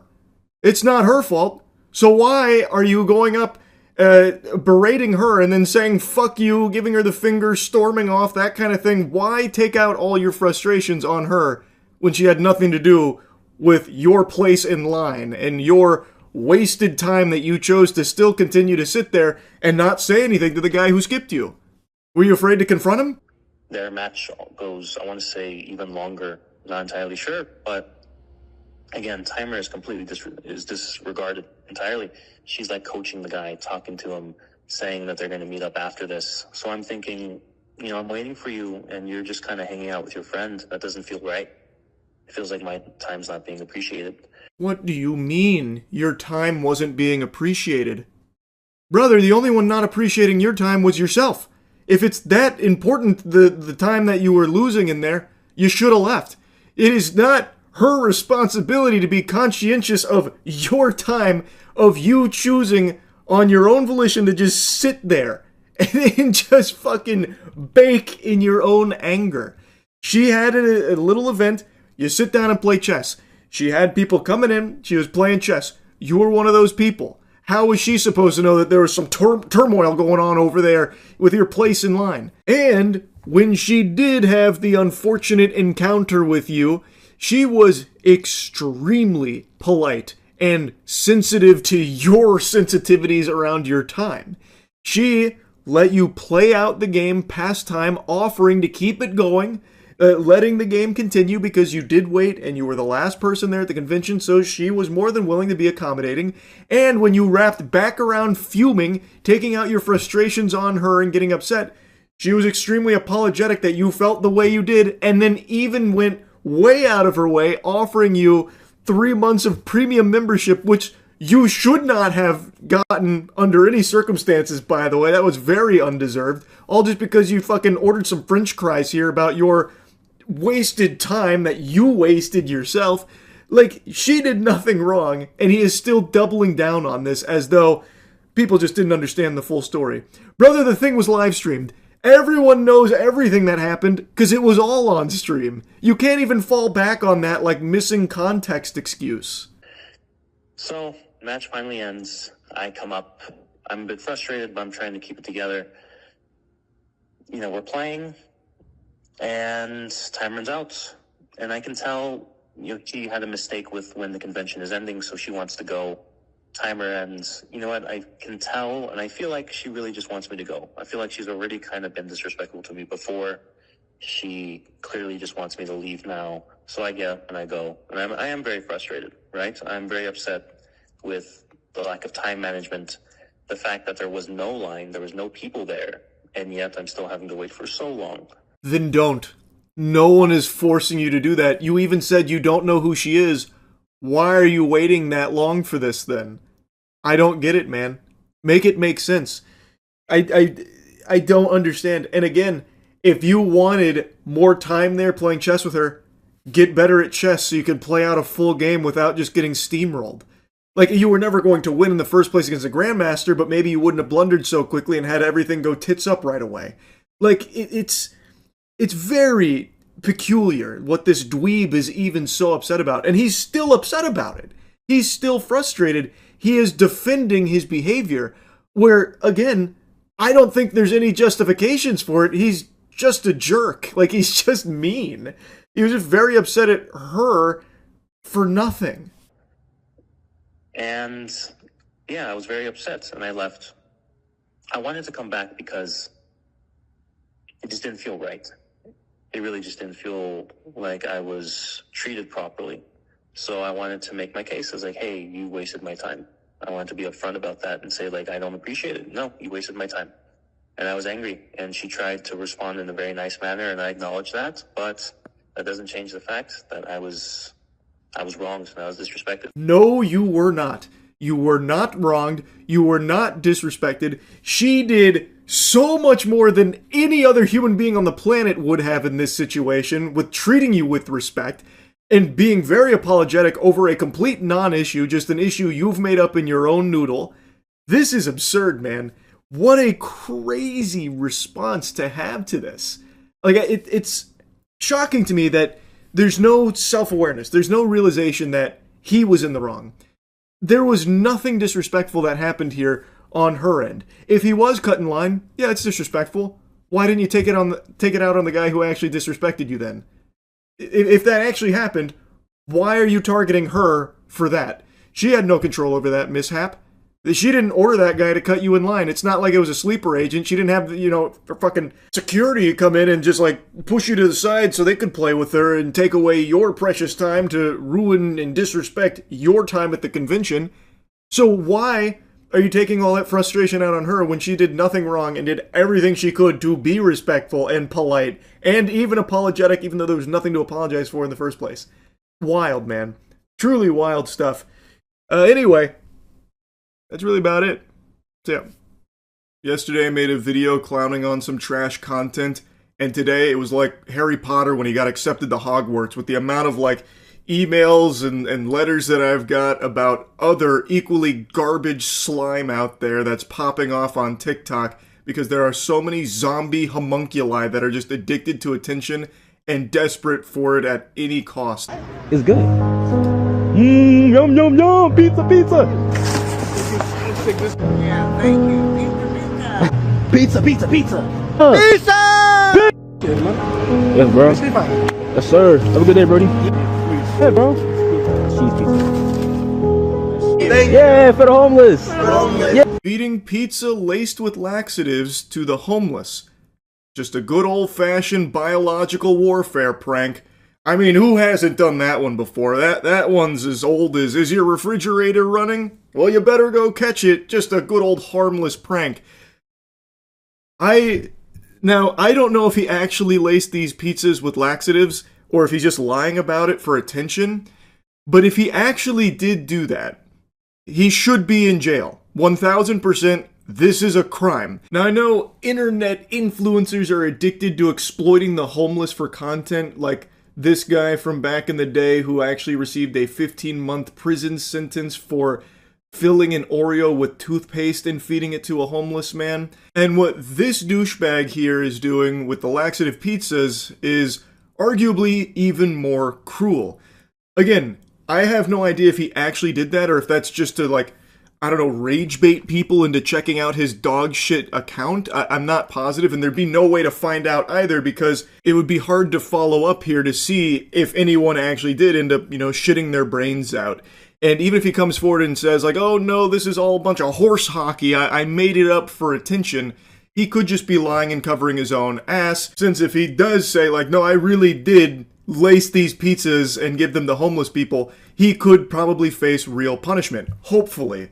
Fingers crossed. So even if he tries to shut that shit down, saying, like, he didn't actually do that, it's, you know, horseradish, there still just is a very good chance he did, and he's just trying to save himself here while panicking, realizing that what he's done is literally like a fucking crime. Excuse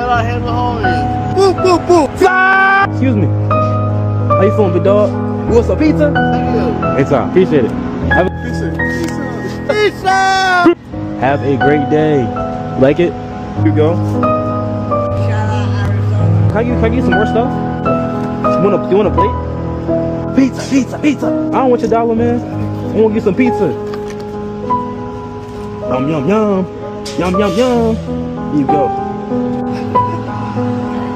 Of course, you want one more slice? Take a bite. Enjoy it, man. The way that he talks to them is just infuriating as well. He talks to them like they're animals. He's treating them like dogs. Oh, you want some pizza? And actually dangles it in front of his face. Oh, yum, yum, yum, pizza, pizza, pizza. I hate this guy. This guy super sucks. This pizza terrorist is just an insufferable piece of shit, man. I can't even fathom being this much of a heartless, hollow, attention-seeking little worm that you would actually do some garbage like this. Just exploiting the most vulnerable people, feeding them a laxative-laced pizza knowing that they probably haven't eaten too much in that day, just to torture them for your content. He's genuinely just like a little mosquito, but I thought this was just so over-the-top cruel that I have to make fun of him. And I want to show you a couple more of his pranks, because that's all he does. He goes out into society to make it worse. He is just this big fucking plague that sweeps through and just thrives off others' misery while being an extremely cringe douchebag. I got a free slice of pizza. It's for the homeless. Slice of pizza for homeless? If you wait till 9 o'clock, you give you the rest. Pizza. For the homeless? Yeah. What, for real? Well, let me tell you something. I'm a nice guy. I'm not gonna do all the time. Yeah, Yeah, I just feel let it. you know, okay? It's a hat from crispy steaks. Oh, for the homeless, bro. Thank you, bro. What? Yo, shout out you, bro. Alright. Damn. Free pizza. Fuck the homeless. What an angel. This guy is really a saint. So, something he likes to do is the free pizza method, he calls it, where he goes into restaurants and pretends that the food that he's ordering is for homeless people, so he tries to get it for free. So in this one here, this pizza spot gave him this pie for free, apparently, because they believed that he was going to be giving it out to homeless people. They even dap up. It seems like they were really excited, like, oh, what a nice young man who's about to go out there and help some homeless people. We'd love to give you a free pizza for that, to support something so nice. And then he just eats it for himself, goes into the lot there screaming, fuck the homeless. Wow. Truly outstanding stuff. Now, I did a little super sleuthing here. I went full-blown fucking LARPing as a detective because that pizza box looked similar to the pizza box you could briefly see in a couple of the clips from the laxative pizza thing. I don't know if it's the same box because there are some differences, and the pizzas that he gave out as the laxative pizza ones, I don't see in the box when they open it in the store. So I don't think it's the same box of pizza that he used as the laxative pizza box. So to me, that makes it even more convincing that he actually did do a laxative pizza giveaway to the homeless, especially when he's celebrating the misfortune of homeless people and how it benefited him. You can see some eaten slices of pizza with only the crust left, and there's, I think, 3 slices there.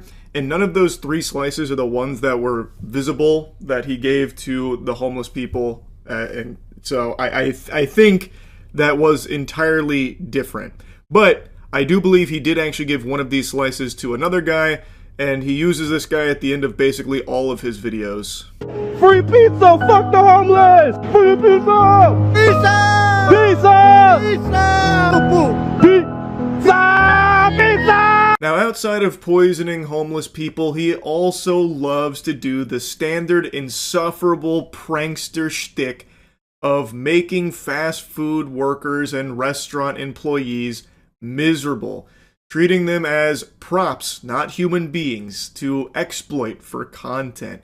You can't have a prankster without making employees of restaurants miserable. These two things go hand in hand. It's like peanut butter and jelly. It's in the bowl, bro. The bowl. The bowl.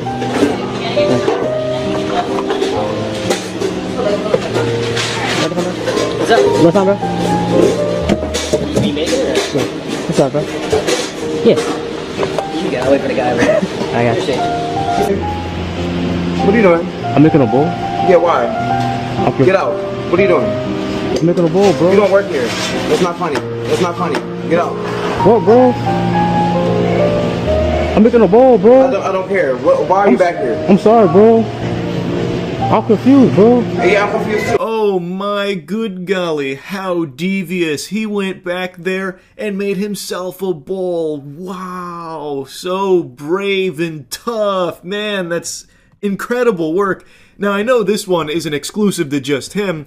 This was a bit of a trend on TikTok for a little while where pranksters would just go behind the counter and get their own fast food and all that, which, from what I understand, is a huge nuisance to the employees there because then they have to, like, swap everything out because, well, it could have been a problem if they didn't. Especially in the case of a dangerous asshole like this who apparently fed laxative-laced pizza to homeless people. So who's to say he didn't just start poisoning the food here at this Chipotle? It's just so fucking stupid, man. I actually don't know how anyone found this entertaining at all, because there's not even like a joke there or anything. The joke is literally, he's doing something he's not supposed to. Ha ha ha. My hand, Dad! Bro, my hand is gone! Help me! Bro, help my hand! It's gone! What to do? What, bro? Call them, my hand is gone! Where's my hand at? Guys, let me find my hand. Yeah.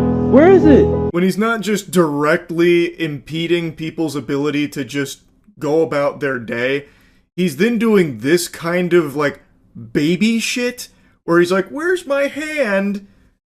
and making a silly voice with it. That's his comedy. Oh, yeah. Wait, these can fit my feet? Huh? You can fit my feet? What size is those? This might be too big. No. You sure you wear 15? I don't think so, bro. Yeah, I think so. Let me check. Let me see. Can I just try them on first to see if they fit my feet? No, that's gonna be too big, man. What do you mean? Bro, this is size 10. Bro, I want 15. No, 15 too big. That's way too big. I want a size 15, bro. You want a size 10? 15. You want? All right, here, I'll let you try it on. This guy's nice. It's gonna be too big. I'm letting you know now, but I'm not exaggerating. When he's not like directly harassing people or like getting in their way and being a huge fucking nuisance, this is what he's doing. Just being extremely annoying. Literally doing like baby talk. Well, not even baby talk. He's actually just putting on goofy voice and being dumb. That's not even entertaining or anything. It's genuinely just completely useless, baffling mumbo jumbo. It's just such a fucking loser. This guy is just such a loser. Excuse me, sir. You have a... My fuck. Can I put this right here real quick? Thank you. I appreciate it. Why are you putting it in my cart? No, because like I have a finger problem. So like... Oh, okay. Well, what am I going to do with them? Can you put it back in my hand for me real quick, please? Just put it in your arm. Like that. Thank you. I appreciate it, man. Thank you. Thank you. Now this one's very creative, actually. This one's clever. He's pretending he's got a finger problem so that way he can do this to everyone in the store. That's really naughty. Oh my goodness.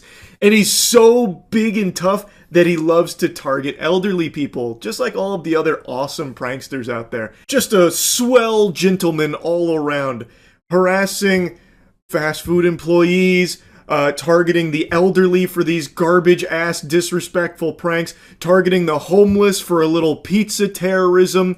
Man, what a guy. The cucumbers? What is your deal, dude? The cucumbers. Yeah, I see you have cucumbers. I also see you throwing me the bird. What's No, your I problem? have a finger problem. I'm sorry. It's a finger issue. I'm sorry about that. The bread? The bread? What are you doing, man? The bread? I can see you recording, okay? Come on. Put your finger down. Move on.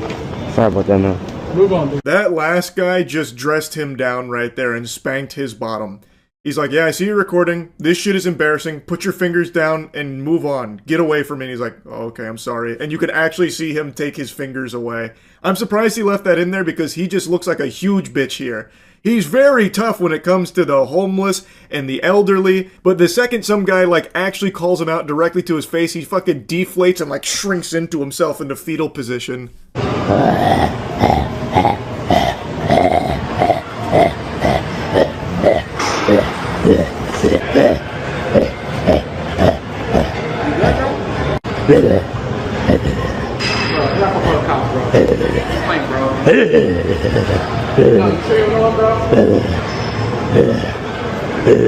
Oh my goodness, another gut buster here. He goes into the Planet Fitness snarling. He goes in there like a feral beast, making weird noises and running around a little bit. Holy, what a prank. This guy sucks, man. He's just such a fucking loser. I had to make fun of this guy. And if he actually did feed homeless people laxative-laced pizzas, I hope he goes to jail. I really hope they arrest this guy if he actually did do that. And I don't know how he'd even prove his innocence there because he's the one that said that they were laxative-laced, and I think it'd be really hard to prove that they weren't now because it'd be very difficult to follow up and figure out, well, were they actually laxative-laced, or was this guy just lying about that for attention? So, to me, if I was the authorities here, I'd just take him at his word that he fed them laxative-laced pizzas, and I would arrest him. Because this guy fucking sucks, and he probably did actually do that. At least based on all the other things that he does. I wouldn't be surprised if that was real. He sucks. Wanted to make fun of him. That's it. See ya. I found a clown that I'd like to share with you all today. It's a fascinating little rabbit hole that I've stumbled upon here, and there's quite a few years of lore built up here, and it's pretty deep. I'm talking like Warhammer 40k levels here. And it's all revolving around one goober named AJ Thakor. However, he doesn't really like to go by that name. He wipes his ass with that nomenclature. He'd rather be referred to by his preferred Xbox gamertag, Ace Rogers. I shit you not, I am not making this up. He prefers to be addressed as Ace Rogers. And the incident that put this on my radar is actually kind of old. I just saw it today, but it happened in 2024, which in internet years is basically ancient, prehistoric, really. But it has led to a discovery of one of the more fascinating losers I've seen. I'll kill you. I will kill you. You know I'll kill you. I will kill you. I will kill you. I doubt it. Ace Rogers, time and place. I'll kill you. To your face.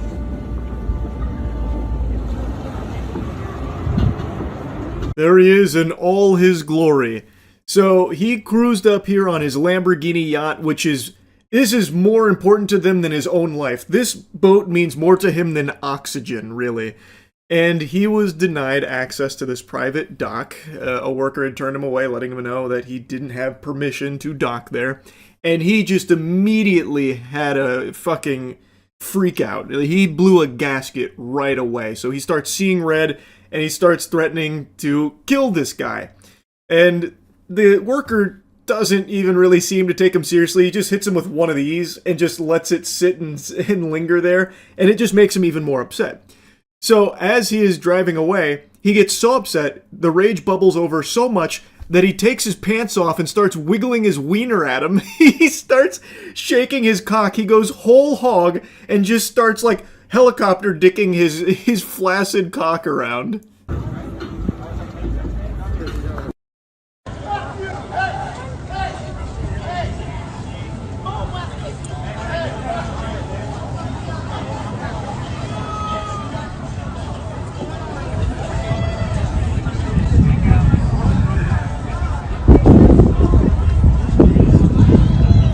Whoa, you're witnessing a true alpha maneuver right here. Damn, that was hardcore. Holy shit.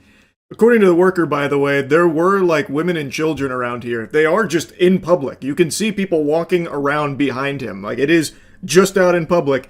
Then he has now just exposed his genitals in front of everyone there. I'm always so shocked to see that being like a common tactic used in like a heated argument where you just get naked. Like, checkmate! Look at this! This is my dick! I win! Like, I don't really understand, but, you know, maybe I'm just not, grandmaster level here like he is of being a top-tier yacht owner. But what I will tell you is, I went through and censored that myself, which is why I can see my handiwork there with the black bar. I had to go through and, like, frame by frame, try and censor his penis. And I truly think that I was wrong and was way too charitable saying he was helicopter dicking, because I don't think his penis even makes it into his hands. It was a very unimpressive size there. There were times where it didn't even look phallic. I thought for a second there I was watching him play with his clitoris like he was DJing himself. So, very interesting maneuver here, and it did land him in some hot water. He was charged with a few different things, which of course he pled not guilty to. I do think ultimately he was slapped with a misdemeanor charge of indecent exposure. I haven't found like the verdict on what that was or not, but what I did find is that he was interviewed 8 months ago, shortly after this, by CBS, and he is just genuinely one of the most unlikable guys you'll ever hear. He is so desperate to appear cool, and his whole personality is him being rich. But from what I can tell, he made his money a long time ago and has since just kind of been belly up in every endeavor that he's tried to dip his toes into. Everything he's tried to fit his cock into, the condom's just been too big, biting off more than he can chew, so he hasn't really found success like he did over a decade ago. So he still rides that high and does clearly still have money, and he's made that his entire soul, is just having money and just trying to make himself appear cool for it. What, let me get your name so I get it right later. Ace Rogers. Ace Rogers, is that what you prefer to go by as opposed to AJ? Only the cops call me AJ Thagor, and we don't need anyone calling the cops. Okay. This guy actually looks like a Halloween costume for just the most insufferable douchebag imaginable. He is a cartoon character. And his whole personality is like it was written by like a really lazy writer to just make someone that everyone would hate. But this is actually him. So he does not like to be called AJ Thakor. He just wants to be known as Ace Rogers. It's like a name I'd see on Summoner's Rift or something. What the fuck? He is not a very young guy, by the way. And he is actually going around with this mentality. By the way, that briefcase of money that he puts there, that's his own prop that he brought. He wanted to make sure he could flex some money in this interview because he can't be seen without it. It's like makeup for this guy. It is all that he has. Without it, he is nothing. He is just a shell, a husk. So he brought this briefcase of money. I don't even know if the money's real, by the way. It could very well just be like fake prop bills, but he claims it was from Super Bowl betting. So he won $500K. He said it's $500K in the briefcase and called it poor people amount of money, but that he wanted to spend it anyway. It's so unbelievably embarrassing. It is so comical. And I'm honestly surprised he didn't put like a cigar in his mouth and light it when he said, "Only cops call me AJ Thakor, and we don't need cops being called here now, do we?" I bet he thought that line went so hard. All right. Well, what's going on with the yacht? Well, I'm selling my Lamborghini 63 yacht. It's definitely a prized possession of mine that I love more than anything, but circumstances have evolved where I want to sell my yacht. So I mean, do you need the money, or why are you selling it? I obviously don't need the money. I'm fucking rich. I'm not like all the common folk. This is something the extremely wealthy like to do. Sell their most prized possession they love more than anything in the world in an urgent sale. Yeah, no, that's just something normal. It doesn't mean he's struggling for cash. It's just something everybody seems to like to do, right? Like, how dare you accuse him of needing the money? He's selling this purely because, according to him, he has something much better coming. I don't know if it ever arrived, because on his Twitter account, all the pathetic videos he posts that get actually zero engagement, except for occasionally one like this receiving a single like, which I imagine is probably from him on an alt account, a burner, still have him on this Lamborghini yacht. It is still what he has wet dreams about and what he thinks about every second of every day. And it's tough to pull someone away from me, and I have a really good chance of pulling them away from you because I'm a great recruiter, I'm a great boss, I'm a great CEO, and people want to work for me. You know, the demand to work for this company is beyond belief. It's through the roof. Yeah, I bet everyone's banging down the door to submit their job resume to work for the guy that pulls his fucking wiener out when things get a little too tense. Yeah, I bet he's an amazing boss to work for. But anyway, point is, this is a brand new video from him. This is only like 3 days old. It has a single like on it. And he is here in this AI cartoon filter on his Lamborghini yacht. It is literally the most important thing in his entire life. But he's been trying to sell it. Why, if you don't need the money? Why not keep it and then also just get the new thing that's coming that's so much better? If you got so much wealth, just so much money flowing out your ass, why not have both? You know, it's crazy. What a weird concept. I don't know, man. I gotta be honest with you.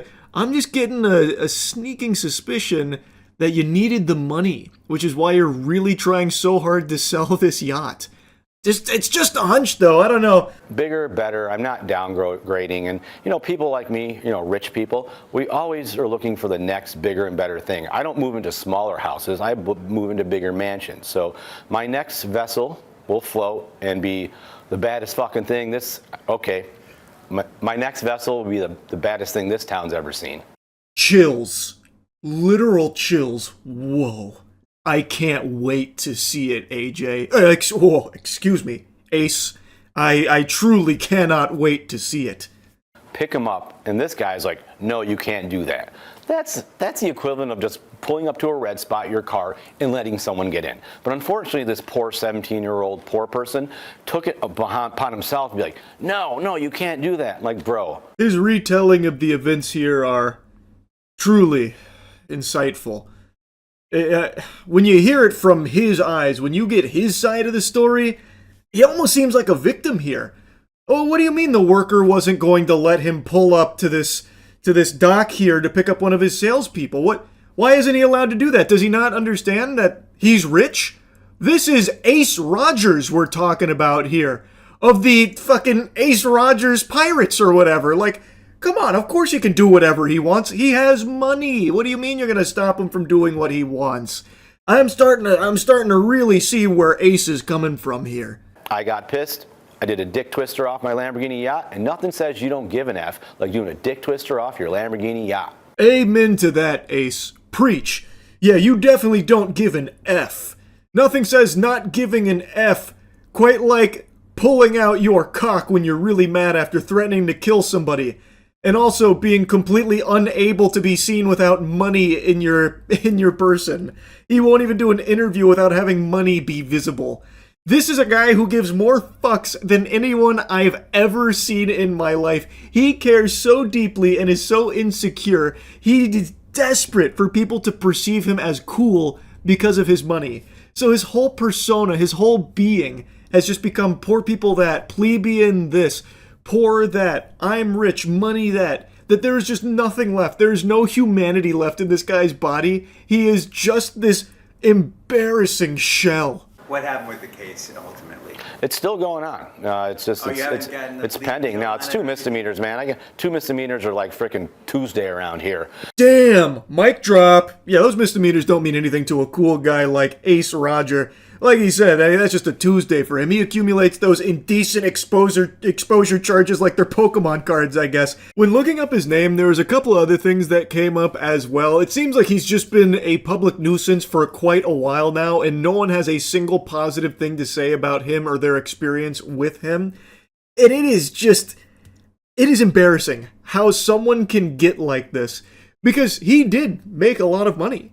Like, he is, by all accounts, set.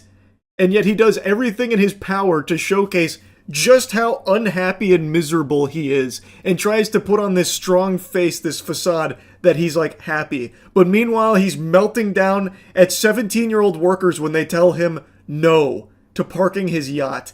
It's just so crazy. What a pathetic loser. So yeah, I had to show you a little bit from AJ Thakor here. Very interesting little rabbit hole. And there is still some other stuff that I didn't really dive into here when I was looking him up. There's no point. This is by far his crowning achievement here. This is his legacy. This is what people will remember AJ Thakor for. This yacht meltdown that he had that led to him just going fucking wild and free with his cock out there in order to, I guess, win the dispute somehow. It's craziness. Anyway, that's about it. See ya. I imagine, based on the title, some of you are expecting this to be about something that it's just not going to be about. One Punch Man. No, it's still very trash. My video hasn't aged poorly yet, but I'm holding on to hope, fingers crossed, with a rabbit's foot up my asshole, that the next episode, which should be all fighting, is beautifully animated. Because so far, I don't know where the budget went, because it is not anywhere noticeable in the show to this point. It's basically just the same as it was when I made the video a couple weeks ago. In fact, I would argue it got even worse. In episode 3, there is I shit you not, and I've said that 3 times now in talking about One Punch Man because it sounds exaggeratory, but I'm being literal. There's even a Reddit thread showcasing it and talking about it. In episode 3, there is an actual 2-minute scene that consists of 9 frames. They didn't want to use flashbacks, so instead they used still frames, because I imagine they didn't want to use flashbacks because people would see a huge discrepancy in the quality from early One Punch Man to what you are now experiencing the fucking train wreck with Season 3. So they have a 2-minute scene of exposition that is 9 frames. It is a fucking PowerPoint. It is so sad. And the one little tiddlywink we got of a fight was nerfed from what we were expecting to get. It even had a pretty laughable error where it made one of the male characters, one of the combatants in the fight, have titties. Because the animator that was tasked with it, I think, got confused on the character that they were animating. It's just a mess. And the more I've read about it, the more I realize it's probably not even JC staff to blame. This really seems like it goes all the way up the food chain to Bandai. It seems like they tried to feed JC staff scraps when it comes to budget, and then try and just fart out something as quickly as possible, giving it no time to breathe or marinate, or like actually deliver something of quality. So while JC staff may not have been the best studio pick to begin with, this isn't their genre of animation they do. And as far as I know, the director also doesn't work on this kind of stuff. It's, from what I understand, more spicy material. So, like, while they may not have been optimal picks, it was made significantly worse because of how little Bandai seemed to care about quality. From everything I can find, it seems like Bandai just wanted to do this for as cheaply as possible, And even though it's been 6 years since season 2, they still just wanted to rush something out. Like, I don't know how you can put your fingers up your ass for so long doing nothing with a property as beloved and as popular as One Punch Man and as desired as One Punch Man, and then just be more than happy to spend no money on it, choose your cheapest options every step of the way, and then just have this diarrhea displayed here to fans of the property. I actually blame Bandai far more than I do JC staff. And I also know that the director of Season 3 has just completely quit social media because he's been being harassed by fans so much. And I think that shit sucks. He shouldn't have been harassed or anything like that. I truly think he is not solely to blame or anything for Season 3's disaster here. I really think it's not entirely his fault or anything like people are trying to say it is. He had basically an impossible task with no money to even give it like a real, try with gusto. Now, I have now ranted about One Punch Man Season 3 for over 2 minutes of this video, and this video is not even supposed to be about One Punch Man, but I am just so passionately upset about the state of this property that I love so fucking dearly with how bad Season 3 is. But like I said, I'm doing everything I can to hold on to that glimmer of hope that maybe the fights are where they were cooking. I'm rolling my eyes into the back of my skull. I'm trying to awaken my Sharingan. If this was the Warhammer 40k universe, I'd be like one of the fucking orc shamans trying to actually like project through belief and bring into reality a good fucking episode of One Punch Man. I am so desperate for it. We'll see. Only a couple days away, and we'll see if maybe the fights are where it shines. Anyway, I've yapped about this for over 2.5 minutes in a video that's not even supposed to be about One Punch Man. This is supposed to be about a different anime that fell off a cliff many years ago that a lot of people dropped and since had been spitting on it for years now. But I think the latest season, which is the final season, is really good. And I even think the season before this, it started to find its footing, and now it's really starting to pay off. My Hero Academia. When My Hero Academia premiered, it was a breakout success, an international success that was reaching levels like Attack on Titan. And it, over time, started to lose its luster.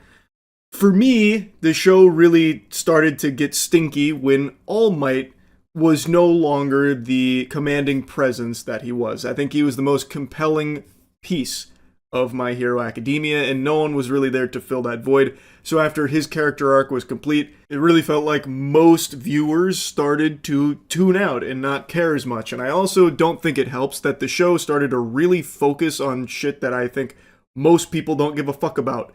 Like throwing a successful, carnival. Well, not a carnival, I guess, per se. But just like slice of life shit and very underwhelming villains that they'd introduce, like Gentle or something like that. Just really lame things. And it felt like the show went into this fugue state where it was focusing on these boring aspects, and many people, myself included, I think just started to collectively drop it. But now that the show has progressed so much since then, a lot of the big story arcs are now reaching their climax. Last season, it was setting up all the pieces on the chessboard while also having extremely hype moments with great fights.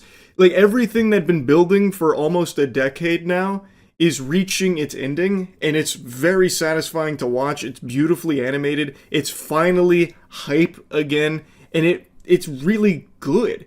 This season, I think, has been spectacular. There hasn't been a dull moment. There hasn't been anything, like, weak about it. I feel like it's gone in a really good direction, and it is delivering on the hype that it used to have.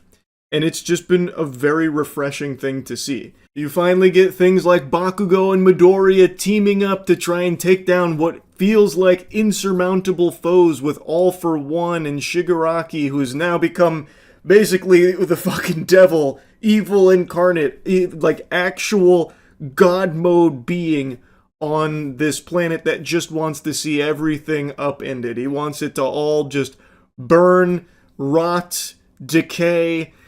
How do you beat them? And it's just been really fun. I'm just happy that, and I know how the show ends. I don't love like the ending. I read the manga's ending.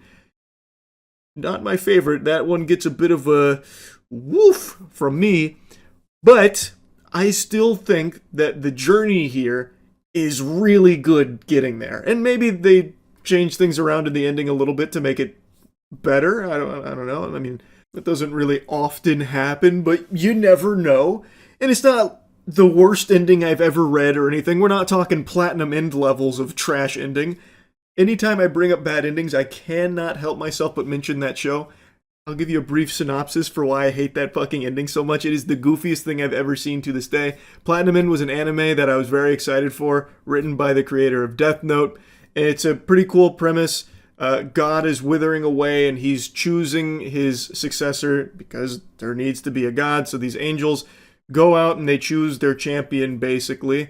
And they choose people that were suicidal, like tried to take their own life because they believe that those people are the best candidates because they understand life more so than people that haven't gone through that kind of hardship. So they each choose a champion, and then it's a battle to choose the next god. They fight each other.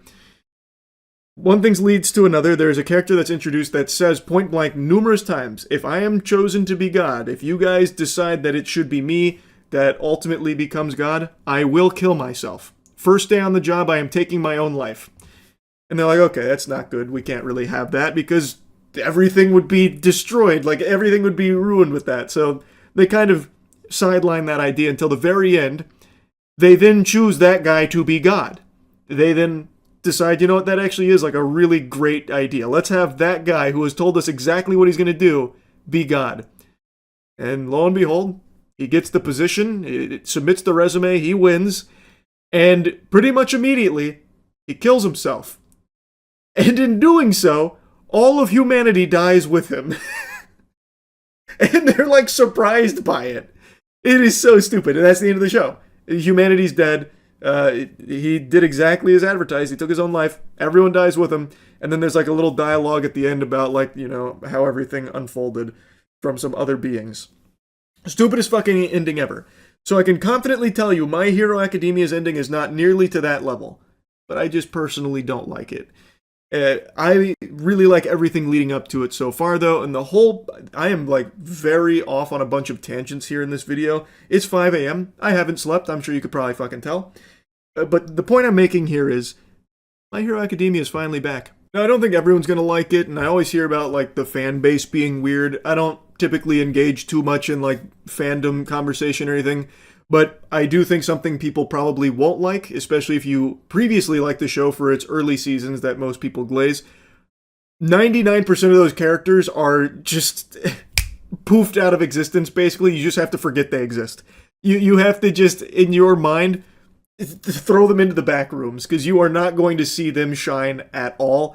The vast majority of the characters that were introduced early on have very little to do here. They do try and shine a light on some of the more key characters from back then for like special moments, but on the whole, a lot of characters you might remember from back then, they didn't get picked for the kickball team this time around. They have been sidelined, they are riding the bench, and like I said, they do try and give some special moments to them, but it's nothing extraordinary. Be like, everyone's doing their part, look! This character from Season 1 just made 5 toothpicks because Bakugo had something in his teeth. We're all contributing. And it's like, okay. Like, what's even the point of showing that little piece? It's clearly just to remind you, like, we know the characters are here, but they're clearly not strong enough to do anything.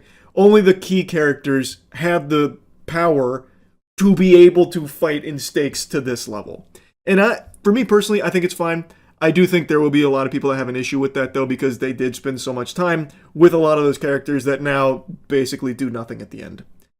It is what it is. It was a huge cast. They weren't all going to be able to do cool stuff here. I'm actually impressed that they were able to do so much with so many characters here in the last 2 seasons. A lot of them I didn't think they'd give any attention to did actually have big moments. So overall, I do think the last 2 seasons, and this season especially, have been My Hero Academia fucking shining. It's been going plus ultra. Animation, everything has, I think, been significantly better, getting back to its former glory. So I just wanted to put that out there because I know most people still poo-poo on it. Most people are still under the impression that My Hero Academia is, you know, dog shit or whatever. And I just want to tell you, it's not. I certainly don't think it is. I've been enjoying it. That's really about it. See ya. Insomnia is beating my ass like it owes me money. Sandman must be too busy out there honking boobies to come pay old Charles a visit. He's a little too preoccupied, I suppose. I just can't get sleepy. But it's alright. It is what it is. I don't hold a grudge about it. But what I did notice just a minute ago is that Matt sent me a message that I missed earlier today. So imagine my surprise when I took a peek there and noticed that I didn't respond to something because I didn't see it from him. It was this wacky little clip here that I actually kind of want to yap about.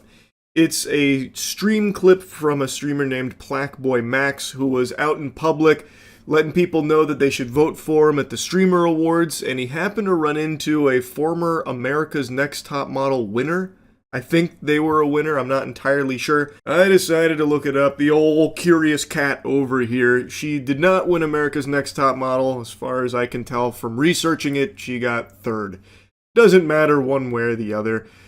But what happened is, he ran into her on stream. It was a holly jolly good time. They were having fun back and forth for a little bit. And then she wanted to film an Instagram video showcasing him and telling her fans, like, you know, let's support him. And then while doing that, she asked if he's going to kiss her.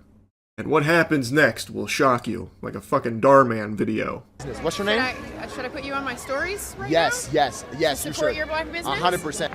We're here with Plaqueboy Max. Plaqueboy Max, y'all know what time it is. All platforms. all platforms. You Make gotta sure y'all support vote. him. Oh, upside down. Make sure y'all vote. Vote. Exercise the right MLK fought for. Vote. Period. All platforms. Grammys and Streamer of the Year. Let's do it. Come on. Okay, are you gonna Yes. give me a little smooch? I can't do that. I can't do that. I can't do that. I can't. I'm sorry. I can't. You know what? I can't. Love though. I'm out. Oh my God. What the fuck? He declined the kiss. He said, I don't see no mistletoe. No thank you, ma'am. And excused himself from the situation there. Her perspective, I'll go ahead and show you her clip here so you can see her side of things. And Streamer of the Year. Let's do it. Come on. Okay, are you gonna Yes. give me a little smooch? I can't do that. I can't do that. I can't do that. I can't. I'm sorry. I can't. You know what? I respect I it. can't. Love though. Goodbye. Sir, I wish him the best. Wish you the best, young man. The gag is that I wasn't even going to allow him to. Now the question is, do we post it on the ground?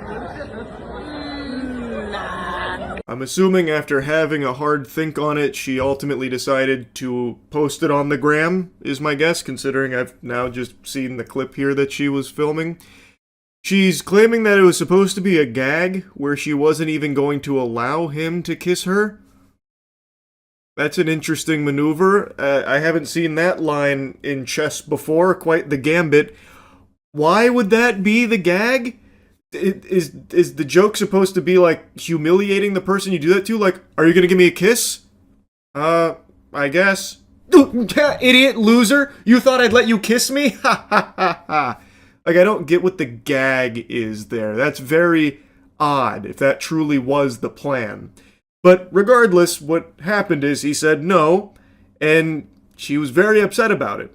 She made a series of follow-up videos that get really off the rails, like actually pretty wild stuff. Top of the morning to you. I'm going to say this to Plaqueboy and your entire team because I walked up to you with two witnesses, okay, after his fumble of, I mean, just complete lack of humility and lack of a lot of stuff, okay? I walked up to you, Mr. Videographer, after even offering yo ass a job. I don't care what he's paying you. She hit us with the Jacksepticeye top of the morning to you, and then calls what Plaqueboy Max did a fumble, and then tries to say it demonstrated a lack of humility from the way that he departed from their conversation. Like, she found it, like, you know, in poor taste to leave the way he did. And then she talks about the videographer, where she even says that she offered him a job. Doesn't care what he's being paid. She offered him a job. Why would you do that?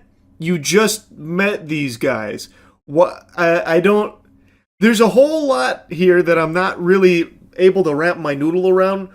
why would you be offering the videographer a job when you don't even know who the streamer is? She says multiple times she has no idea who Blackboy Max is.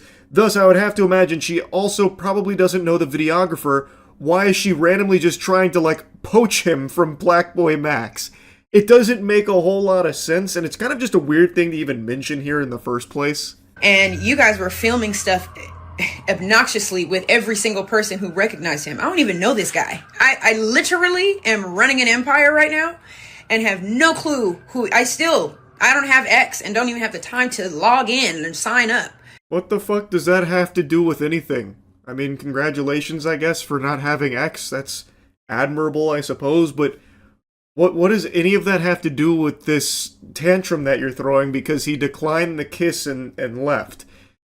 Keep in mind, Blackboy Max, that was the end of this whole interaction, and he probably forgot it ever even happened until she started going on this, like, massive rant about it. About how she doesn't even know who this guy is, it was so obnoxious, yet she wanted to give his videographer another job, wanted to steal his videographer for her own business. And she's talking about, like, how busy she is running her empire, doesn't have the time to even learn who this guy is, just a plebeian to her because she's too successful. Did you know she was on America's Next Top Model? Like, I don't even understand where this is coming from. So, I walked up to you after his little outburst. He probably don't even date black women. What? Well, again, where is this even coming from? Just because he didn't accept your, like, kiss offer gag, all of a sudden now she's saying, oh, he just probably doesn't date black women. What the fuck? Like, this is so weird. But I said to you guys very clearly, please don't use that footage. And I don't know what collegiate level you guys are at, if you guys went to college or whatever. But I asked you not to use that footage. Not only did you use the footage, but out of everybody there, you talked to a lot of people. We heard you a mile away.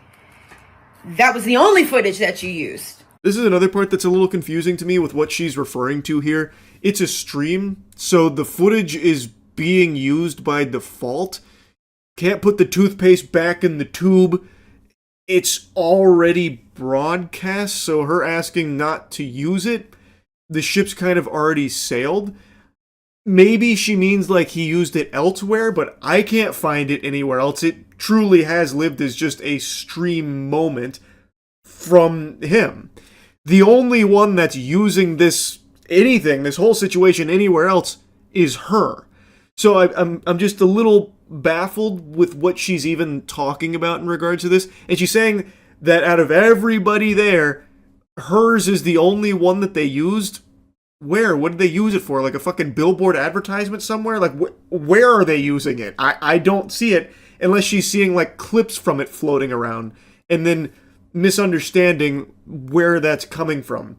Because as far as I can tell, it's not like Blackboy Max or his team is, like, you know, plastering this all over the place to try and besmirch her name or anything. The only one that is attacking anyone here is her to Blackboy Max. And in fact, on his stream, he did, like, address this saying, hey, all love, this is kind of weird, especially because she threatens a lawsuit. He's like, hey, don't really know why we're talking about that. This is weird. All love, though. Like, he's the one that's trying to, like, calm everything down. And I verbally told you not to use it. I have so many things going on right now that I don't have time to take you to court, but I dare you. I dare you to try me, because now you are taking up my time. This 3 minutes that it's taken to post this, I could have been making money. Yeah, there's a ton of income you can generate in 3 minutes. That's true. Yeah, he's going to be liable for damages in that lawsuit, too, for that extra 3 minutes that was spent with these Instagram reels she was posting. That's going to be up there in the tens of dollars, potentially. So be careful with this lawsuit that she's, like, vaguely tiptoeing around, saying, try me, and you'll be hearing from my lawyers, pal. You best hang on to your britches, Buster, if you want to try me here.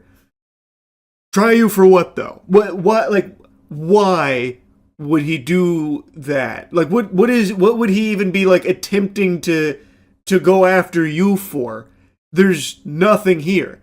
You're the only one that is making a big deal out of things here and bringing up like a lawsuit. You're so busy, but you know, if you swing for the fences here, she'll have to carve time away from her busy day running an empire to get the legal system involved. For what though? Like what is that lawsuit? I'm no lawyer, so maybe there's some like charges out there I've never heard of, but I am so like taken aback by this decision she's made here to make it so hostile when all he did was simply just say no when she asked, "Are you going to give me a kiss?" He didn't want to do that, and that's what he said on his stream. I just didn't want to. That's totally fine. Why is he not allowed to say no to you without it being a huge issue? It's just so weird. It's just such odd behavior. Your new fame, his Instagram, I don't even know who gave him the idea. Do you know the connotation behind the word plaque? And I don't know if this is maybe a different kind of plaque that you're talking about. Maybe it's a different one. But the first thing I thought of, because I don't think he has any real plaques, was plaque on your teeth, okay? Oof, shit. Now it's getting real nasty. Saying you don't have any plaques, so the plaque I thought of was plaque on your teeth. Jesus. Jiminy Christmas. Oh, yikes. That's rough. This is all over nothing. All he did was just not give you a kiss. Play into your scheme where you'd like pseudo offer a kiss only to say, it's not allowed to happen. He just said no outright, and I guess foiled that. And now it's blown up into like fucking 4 different videos she's made about it, like very upset. You maybe want to understand the connotation and the vibration that certain words carry through society. I don't give a damn about who you think you are or any of your followers. I gotta pause real quick because we gotta give an official funeral to the word vibration. That shit has been murdered. It has been bastardized to such a criminal degree. That word is used as the ultimate buzzword in every like pseudoscience, mumbo jumbo nonsense speak ever. Now she's saying that he needs to better understand his name because of bad vibration or something. It is crazy just how much this word gets used in just the most meaningless ways. Go ahead and eat this eucalyptus goat urine pill. It'll fix your vibrational chakras and realign you with the universal vibration type shit. It's just so odd. It's just so peculiar. I feel bad for the word vibration at this point. It's completely lost its identity. But he walked away from me so disrespectfully. And it doesn't matter about America's Next Top Model. You don't ever depart from a real woman in that nature. Ever. You played yourself. And good luck with that Grammy. Good luck. I really genuinely hope you get it. Because that's probably going to be the height of everything that you get. But that's none of my business. It's between you and God. Yeah, winning a Grammy is usually the height of a lot of people's existence. That's like an unbelievable dream. So if he does accomplish that, it will probably be the height. And it's something the vast majority of the world and the vast majority of artists will never get to experience. And she's here talking it down as if it's like a meaningless award or something. Like, yeah, I hope you get that, because that'll be all you ever get. A fucking Grammy. Oh my god. But anyway, she brings up America's Next Top Model here unprompted. I don't know why that came in here out of nowhere. The way that comes across is because she was on America's Next Top Model, she believes she deserves to be treated differently than other people, but she then says, doesn't matter that you don't walk away from anyone in that disrespectful manner. But I would argue he didn't do anything disrespectful at all, and I feel like most people would agree, and I don't think anyone would feel like he did something rude to them if he had left this conversation the same way to someone else that had offered a kiss that was not something that he wanted to reciprocate. Like, it is a weird thing to do. And he said no and then left. That's it. He did say, like, what the fuck was that? but I think that's a pretty natural response to having a stranger say, "Are you going to give me a kiss?" Like, imagine if this was just some random dude and it was a girl out there promoting her business and whatever she's doing. And the guy starts filming and is like, "Are you going to give me a kiss now?" And she's like, no. And then leaves saying, "What the fuck is that?" I feel like everyone would be like, yeah, it's a pretty normal response. Because it is. Like there is nothing he did here that I think could even remotely be viewed as, like, disrespectful. At least not from what I've seen. So anyway, just wanted to blabber about this a bit. Just a very unnecessary attack on somebody who I think did really nothing wrong here. He just didn't want to give you the kiss is all. Like, I don't think it's that deep, and it shouldn't be that big of a deal. That's about it. Yeah. I am filthy pig stink greasy right now, and I was just about to hop in the shower, get all clean and bathed with my cheeky soap, but as I was getting the towel, I had a memory hit my hippocampus like a Jimmy Neutron brain blast. Earlier today when I was streaming during a tournament, I saw a ton of people ask me for hours what I thought of Watch Mojo making fools of themselves. Like, the Watch Mojo crash out is what they were saying. And when I saw it initially, I had to do like a triple take, because I hadn't seen the name Watch Mojo in who knows how long. I'm telling you, 2026 is dusting off some fucking old school villain cameos here, like James Charles and now Watch Mojo. So I decided to pump the brakes on the whole hygiene thing so I could take a look at this before I lost the memory again forever, just have it fall into the void. And it is kind of wacky, so I do kind of want to yap about it because it's really goofy. And Watch Mojo is, again, a name that I think probably most of you haven't thought of in a long time. They were one of, like, the earliest corpo slop YouTube channels that capitalized off of, here's the 5 most terrifying Disney deaths. Here's the 8 most important lessons we learned from The Poop That Took a Pee, the musical. That kind of thing. It was just algorithm bait in the early-ish YouTube era that caught fire, blew up, and they became like a conglomerate. Nowadays, you never hear that name brought up, not even as an insult. It's just a forgotten relic of the first wave of corporatization of YouTube content. But they didn't close their doors and sail off into the sunset. They still are out there with a sad whimper, just petering through and still desperately clinging to their formula that doesn't really work anymore, but they're still just tooting out the slime goop that they always did. 13 times toothpicks appeared in Quentin Tarantino films, or top 10 moments AI made the internet mad, that kind of shit.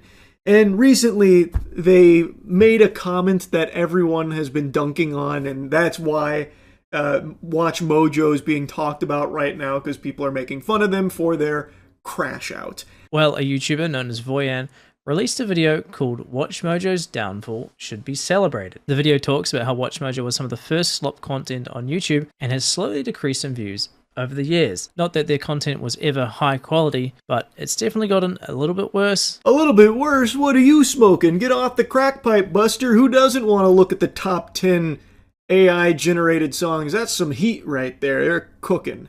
I think they're about to enter their golden age again. I got a hunch. Anyway, a YouTuber named Voyan made a video covering kind of just like the whole history of Watch Mojo, the time period in which it existed, where it was prominent, and also where it is today and how everything's kind of unraveled for them. Anyway, it is a video that is pretty harsh on Watch Mojo. And, well, they weren't about to take that on their bellies. They weren't just gonna bend over for them. So, they decided to fight back. And what battlefield did they choose for this pugilistic combat with a mean YouTube video about them? You guessed it, the YouTube comment section. They left a little piece of their mind down there, and it's pretty embarrassing. They opened strong by saying, "The day no one talks you is the day you are irrelevant, so thank you." They couldn't even get their first sentence coherent. The day no one talks you, huh? That seems like some shit that someone would rapidly type in a League of Legends solo queue game as they are melting down from ending. How do you even fuck that up? They are a company. This isn't just a guy. This is a company that's posting this, by the way. Okay, never heard of your channel, and I admit I didn't see the video, but a few points. Yeah, these are going to be really strong points. When you haven't even watched the fucking video you're responding to, what in tarnation? In 2006, when we first started, we were obviously a bit ahead of the curve. In 2012, when every channel was some vlogger sitting on the couch, we mastered our signature style, and many cried as it looked more like VH1, MTV, ESPN, and not what the vocal minority viewed as YouTube content, aka corporate brand shit. That was the complaint, that it felt soulless, that you were just delivering off of like, here's 5 games, okay, and there they are. That was the complaint. And it didn't look like VH1, MTV, or ESPN. It looked like just fucking montage of 5 things that you found on Reddit that you put into your top 5 games that have punching mechanics. That was what people were talking about there. The challenge in media is staying relevant, keeping your audience guessing, etc. There's what guesswork is there with a Watch Mojo list? What the fuck? Companies like BuzzFeed, Vice, Vox, and channels that inspired themselves by us, by their own admission, all came and went. We managed to both keep our OG fans happy and innovate. Is there such thing as a Watch Mojo fan? I feel like that's not real. That's just a fairy tale. That's like being a lobotomy enthusiast. I feel like Watch Mojo doesn't have fans. It has bots or has people that just had the YouTube running in the background and Watch Mojo came on through autoplay. Or 12 years ago, they saw the title 8 times that sci-fi movies used a whoopee cushion. Some shit like that. And then they stumbled across a Watch Mojo video. But I don't think there's people that are like actively salivating over the next Watch Mojo release. Like, I can't wait to see what AI-generated song is popping this time around. Can't wait for Watch Mojo to deliver. If by downfall you mean being a survivor, having 100 plus FTEs who earn their living with us, then I will take it. How does Watch Mojo have 100 plus full-time employees? I'm assuming that's what FTE stands for. There's no way. That has to be a lie, or that is the most bloated company for the simplest dog shit ever. That has to be the easiest job on the planet. They're patting themselves on the back for still drooling out the lists, but it's not like they're doing well. That's kind of like one of the big points of the video they're responding to that they admit they haven't even watched. Like, they're hanging on in the same way that Blockbuster is. Like, yeah, there's still one left, but you wouldn't really call it, like, super healthy, but at least Blockbuster has its own charm to it. Watch Mojo has nothing. But they're over here like, any publicity is good publicity, you're talking about us, so how the fuck is that irrelevant? Checkmate. Also, this may be inside baseball, but you are aware that a VOD is YouTube 1.0, and the platform has evolved, right? I could break it down for you, but why bother? Hint, viewers are spending nearly an hour per watch session watching our content. We are, in the ways that matter, more pertinent than ever. Holy delusion. Yikes. As per Sound Mojo, again, think of 2012 when the vocal minority whined and then we got the last laugh. Then they sign off with a mic drop. Haters, envious, jealous people are fuel to our fire. The reply right under it had a big giggle out of me. It says, "This is like the Ouija board speaking back." I thought that was a banger. Pretty stupid to respond to something they didn't even watch in the first place, and they just come across as like a bitter, delusional douchebag organization. What a dumb response. And again, they didn't watch the video, so they have like nothing to even like refute or even really dive in about. They just instead suck their own cock about like how long they've been around and how they were ahead of the curve. And actually, based on the data that matters, are more pertinent now than ever, which is just provably false. They are not. Unless they're going by like watch time metrics where they themselves are juicing it by auto-playing to bots or something, they are not as pertinent as ever. anyone can look that up and see that that's just a full-blown lie. Maybe they're trying to like convince investors or something. I don't know, but it's not going to work on like sane people. It's just a really baffling decision because they didn't need to like respond to it or anything. And it's not like they're known for clapping back against people that make fun of them. It just feels so out of nowhere. So it is wacky, and I did want to yap about it because why? why do that? Maybe it is just like one person who has the password to the account that felt personally attacked by it. Maybe it's the owner. I don't know. But yeah, pretty silly. That's really about it. So yeah. I think it was like 2 years ago or something like that. I made a video spitting on those degenerate parasites that would go live on TikTok with videos, not actually live streams. They would have pre-recorded videos that they loop that aim to deceive children into giving them money or interacting with the stream, like spam emojis or spam galaxies, or else I'm gonna press this button. It's the boogeyman's cell phone. He's coming right to your house to fuck your mother.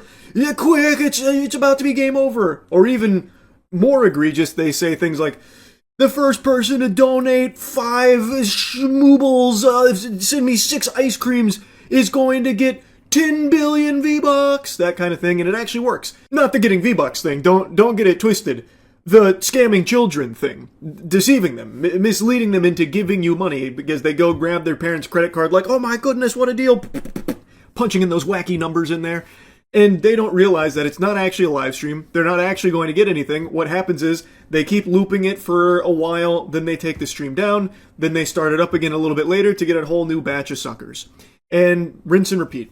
That's something that's been going on TikTok for a long time, but it now has infested YouTube as well, which I knew about, but I haven't yapped about it in a while because I got a very doomer attitude about it, how there's nothing you can do because YouTube isn't cracking down on it, even though it's a clear violation of their policies. But now it finally seems like they are. Jax Films just made a video going over this as well. I highly recommend you check out the whole thing. I'm going to show you bits and pieces of it. You want to hear the most annoying sound in the world?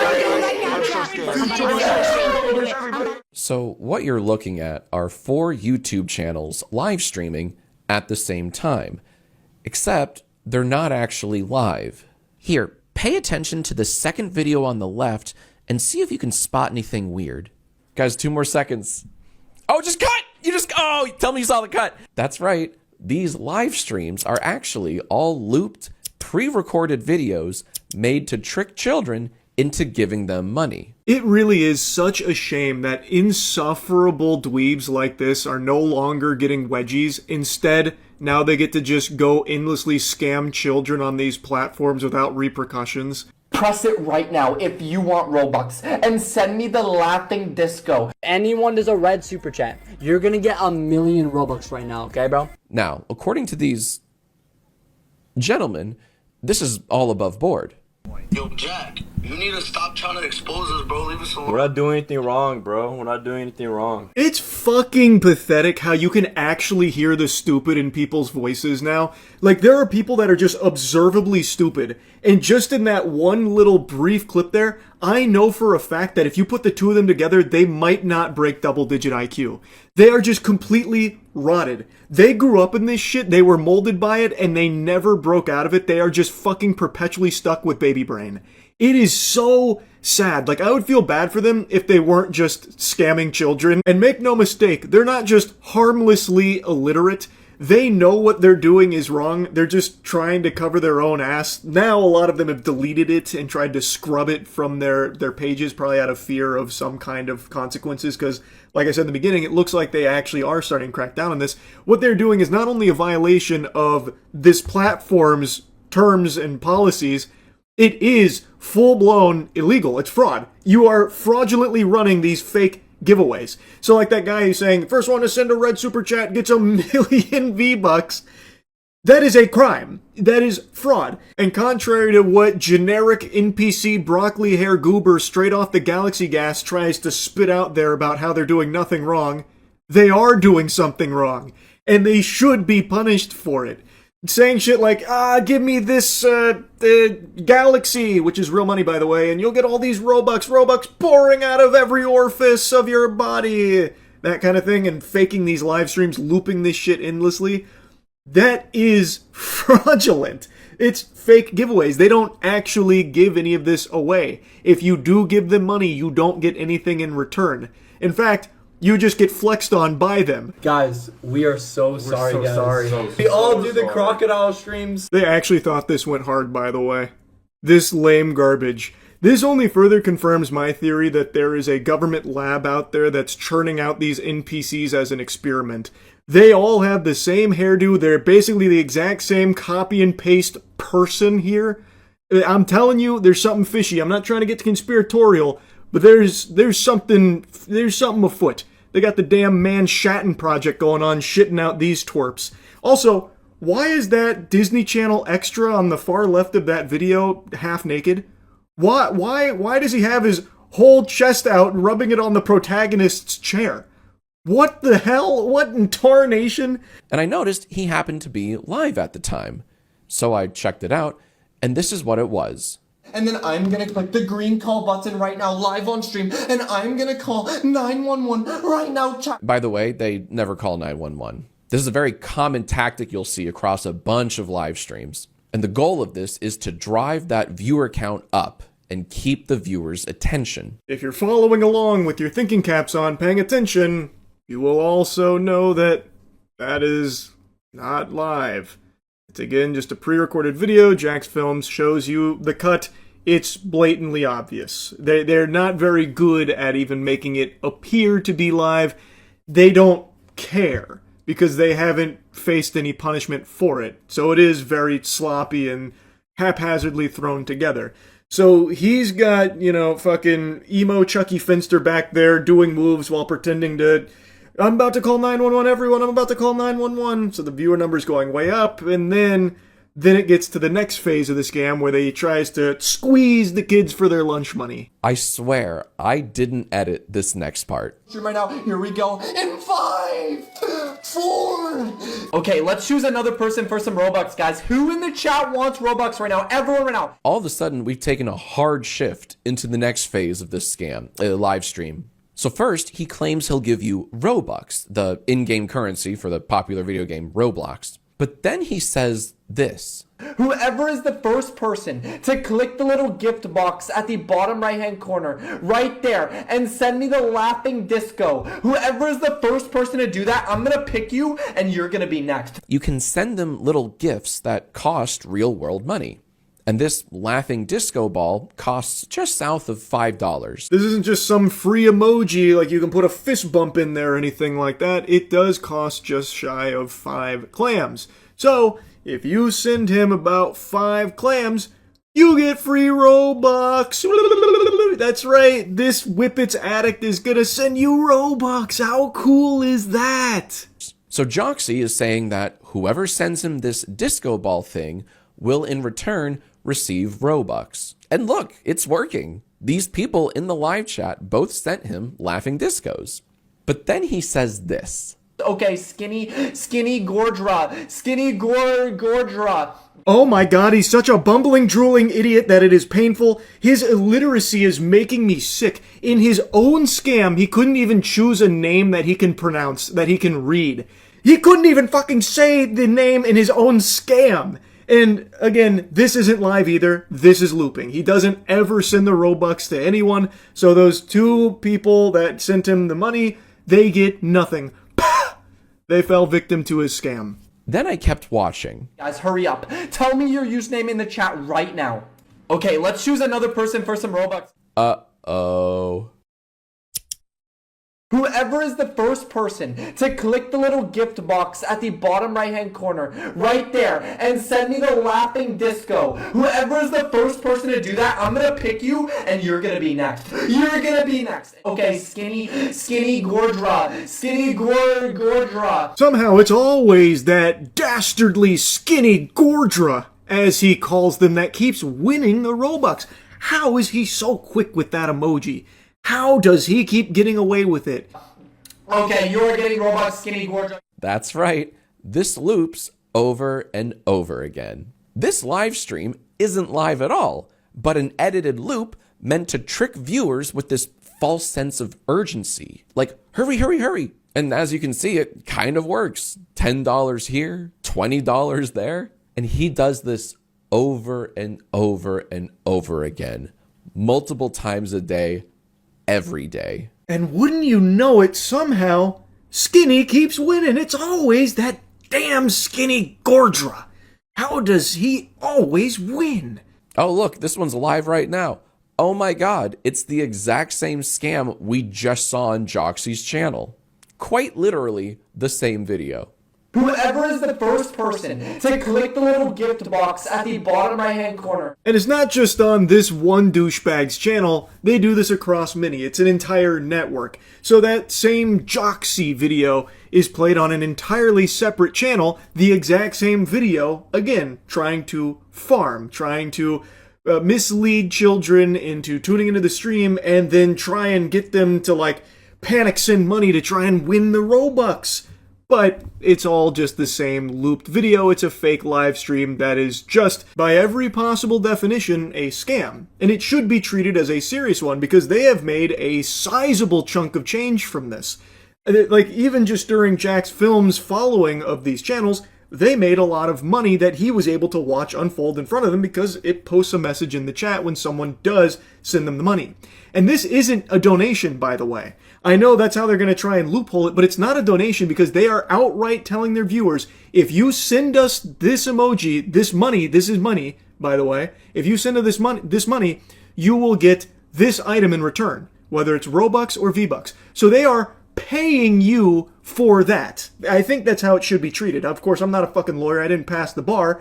But to me, that no longer constitutes a donation. They are giving you money under the pretense that you are giving them an item in return for that. So, in my little Neanderthal noodle here, to me, that is now wiping your whole bussy with the idea of it being a donation. It is now a transaction for an item that you are not delivering, that you never intended to deliver. Thus, fraud. So, I feel like this is a crime, should be treated as a crime, and they should be seriously punished for it. They have taken a lot of money from a lot of people over the course of however many months they've been running this scam. If we click the little bio here, it says, this channel is owned by Joxy's management team. Joxy does not have access to the channel. Weird. It kind of reads like a disclaimer meant to distance the personality from the channel. Man, you know what? I take it all back. These guys are slick. That was very smooth. Maybe they passed the bar. Wow, the way they were able to weasel themselves out of the accountability here. They don't own the channel. You can't hold Joxy responsible. He only makes all of the money from it. But he doesn't log in. This mystery person, the elusive man, logs in there. Fucking Slender Man is the one that actually controls the channel. They're the ones that are nefariously looping these pre-recorded videos that Joxy and all of his douchebag stupid associates make money on.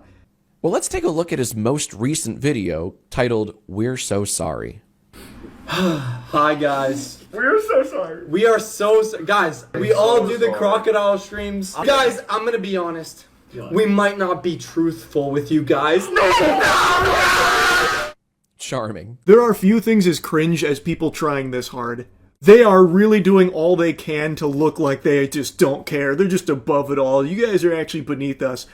We don't care. And Jiminy Christmas, someone needs to have an intervention with the pinstripe wearing wiffle ball superstar over there that is going plus ultra on the tryhard. He is biting his lower lip while flexing. The insecurity is so potent I can smell it through the computer screen. This is a DEF CON red alert insecure fucking meatball here. He is unironically doing the beach is that way. Beach is that way. Oh, no. I went back and watched it again, and I only just now noticed he doesn't even have a watch on. The others are flexing like some Temu drop-shipped whatever garbage, fucking whatever they got from Wish.com. He doesn't even have that much. He is actually just there with his shirt wide open and trying all that he can to strike muscle poses here. I guess you didn't get the memo. This was supposed to be like a fake I'm sorry, and he's treating it like he's doing a photo shoot for Sports Illustrated swimsuit edition or some shit. He's just constantly posing.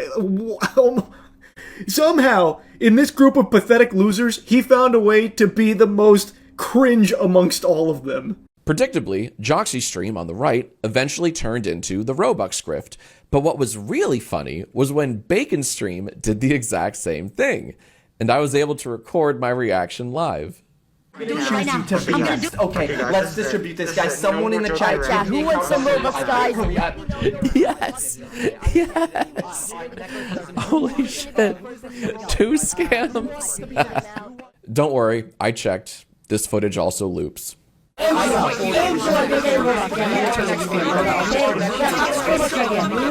Unsurprisingly, this whole stalling thing to try and get a bunch of viewers in there while looping a stall video that never actually finishes whatever they say they're going to do, like with the crocodile tooth and the 911, usually transitions into them doing the Joxy thing, which is, okay, now we need money. So now give me money and you'll get Robux, V-Bucks, whatever. So in that one, Bacon, buttfuck, whatever it is, I already forgot the guy's name, but his does the exact same thing. So clearly the goal is deceive a bunch of children, get them hooked on like, oh, he's gonna press the crocodile tooth, wow, and then it goes into, okay, now quickly you gotta give me money so you can earn some V-Bucks and Robux, that kind of thing. And it works.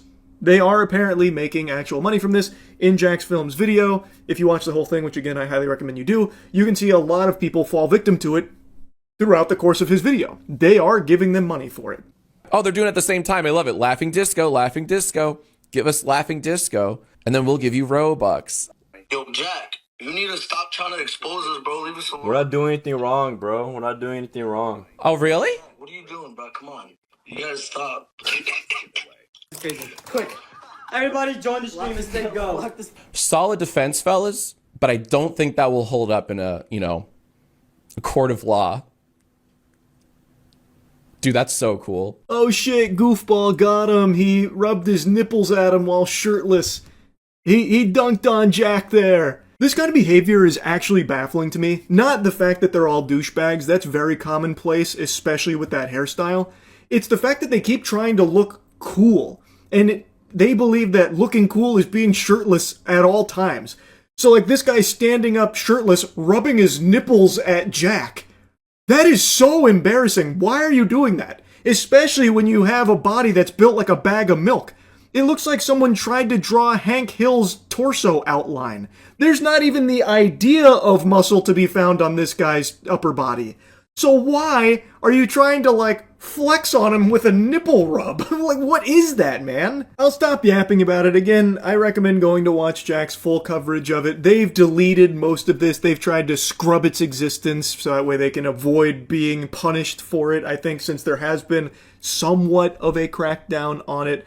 But there are still plenty of re-uploads and plenty of evidence to their wrongdoing here. Again, it is a scam. It should be treated as such. I believe there needs to be serious punishment. There needs to be a precedent set. Otherwise, just like all those degenerate pranks, it's going to continue to spiral out of control. More and more people are going to be doing this kind of thing, scamming through these fake live streams, and this shit just super sucks. Anyway, wanted to talk about this. That's about it. See ya. Raise your hand if you've heard of the Talabi sisters. Wow, no hands, huh? That's surprising considering their strong presence on Instagram. They each have over 1 million followers. And recently they fell into some hot water after they were outed as scammers, and people took a bit of a deeper look into the Talabi sisters, and it turns out everything that they associate with and everything they claim to like own, all the pies that they apparently have their fingers in, are make-believe, most likely. There's no evidence any of it's even real. So there's also a very good chance that their strong Instagram numbers are also just fraudulent. It's most likely botted, which isn't unique to the Talabi sisters. I'm sure most of you have heard of that phenomenon on Instagram specifically. These phantom influencers with millions of followers, but you'll click on one of their posts and it has like 15 likes and a single comment from some drooling gooner who doesn't realize it's not real. But in most cases, those are fake people. Like, they don't exist. Sometimes AI, sometimes just like random Photoshop shit. In the Talabi sisters case, it's a little bit more unique because they do actually exist. And their origin goes as far back as like 6 years ago, trying to get their name out there on Dr. Phil, showing off some crazy dance moves that puts JoJo Siwa to shame. Like, they hit some of the wacky ones out there because they're really desperate to be influencers. And now, fast forward to today, 6 years later, they have these accounts with over 1 million followers each, and they're leveraging those numbers to try and get free things. Influencer ripped off a family-owned small business for hundreds of dollars of food, and she thought she'd get away with it. So Leah here is an influencer who reached out to this Chinese restaurant in LA and asked if they would give her and her sister free food in exchange for content. Ah yes, the classic Galaxy Brain influencer scheme here of, you give us free shit, and we'll give you one of these. It's just always a terrible deal for whatever company that's working with one of these worms. Leah hopped on the horn, tossed out the cold call asking if they'd be interested in collabing. They said, sure, we'll accommodate. They set a time, then she says that her and her sister will be joined with another food influencer who will be with them. They confirm that they can accommodate and then ask like what the deliverables will be. Will the food influencer post as well? Leah confirms, yes, everyone will post. So they get excited saying, perfect. Collaboration we had previously. You will receive 1 drink per person, 1 appetizer per person, 1 entree per person, 1 dessert per person in exchange for 1 Instagram reel and TikTok, 1 Instagram story mention, to which Leah responds, perfect, that works! So now the contract has been signed, the deal with the devil has been made, and they've got a date with 3 of the most insufferable fucking losers you'll ever meet in your life, I'm sure. I guarantee they were probably such a nuisance to serve at the restaurant. I already know. Leah agrees, but then says she's actually showing up with a group of 6 people. Her justification for this is that she's showing up with a bunch of big food creators and publications who are going to highlight the restaurant. You can see she lists them off here. Jeepers, she's got the whole bang bus pulling up here full of food influencers, ready to just go hog wild in this restaurant and highlight everything to promote them. We can provide a mix of Instagram reels, stories, and tag posts to highlight your menu, ambiance, and experience, and then list some of the profiles that will be attending. LA Food Magazine, Food Journal Magazine, Food Life Magazine, and let's not forget the most important toilet paper of them all, the Talaby's Instagram account. So now Leah Talaby has changed the terms of the deal. Now she's looking to have the entire fucking football team here come through the LA influencer circuit to run a train on this restaurant here. But, I mean, honestly, it's coming out of the goodness of the Talaby heart because they want to just highlight the restaurant. Honestly, they're looking out for them, clearly. They want what's best for the restaurant.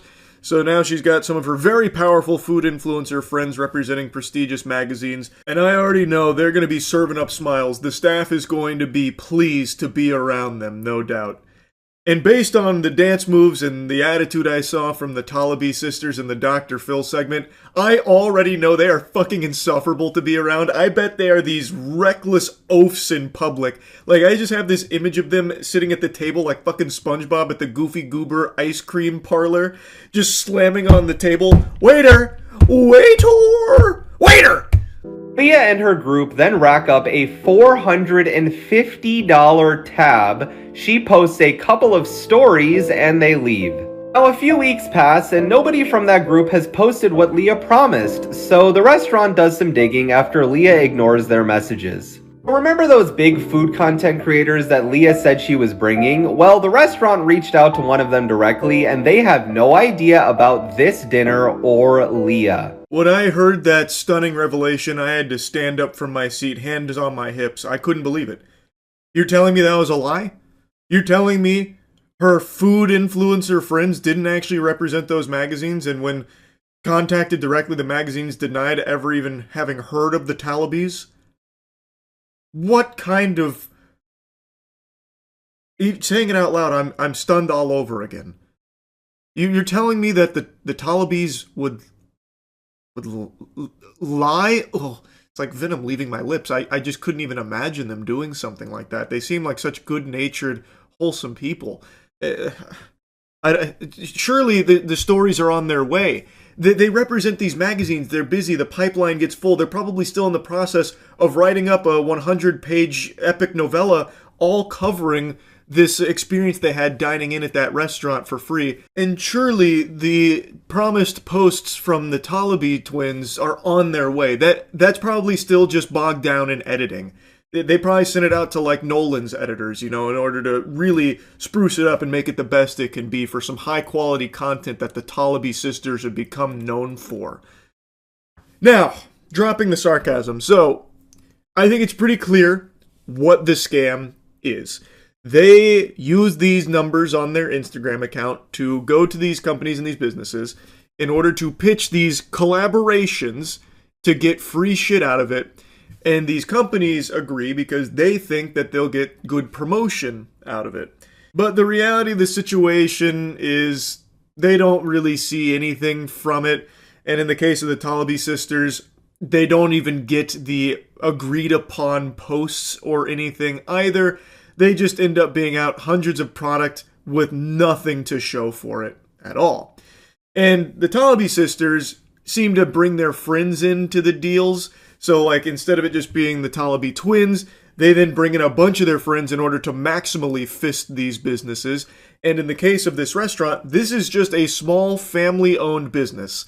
And $450 bill that the Talabis did not pay and seemingly have no interest in paying is not feeling good on a business like that. And that sucks. That really sucks. The name of the restaurant was Men and Beasts, I believe.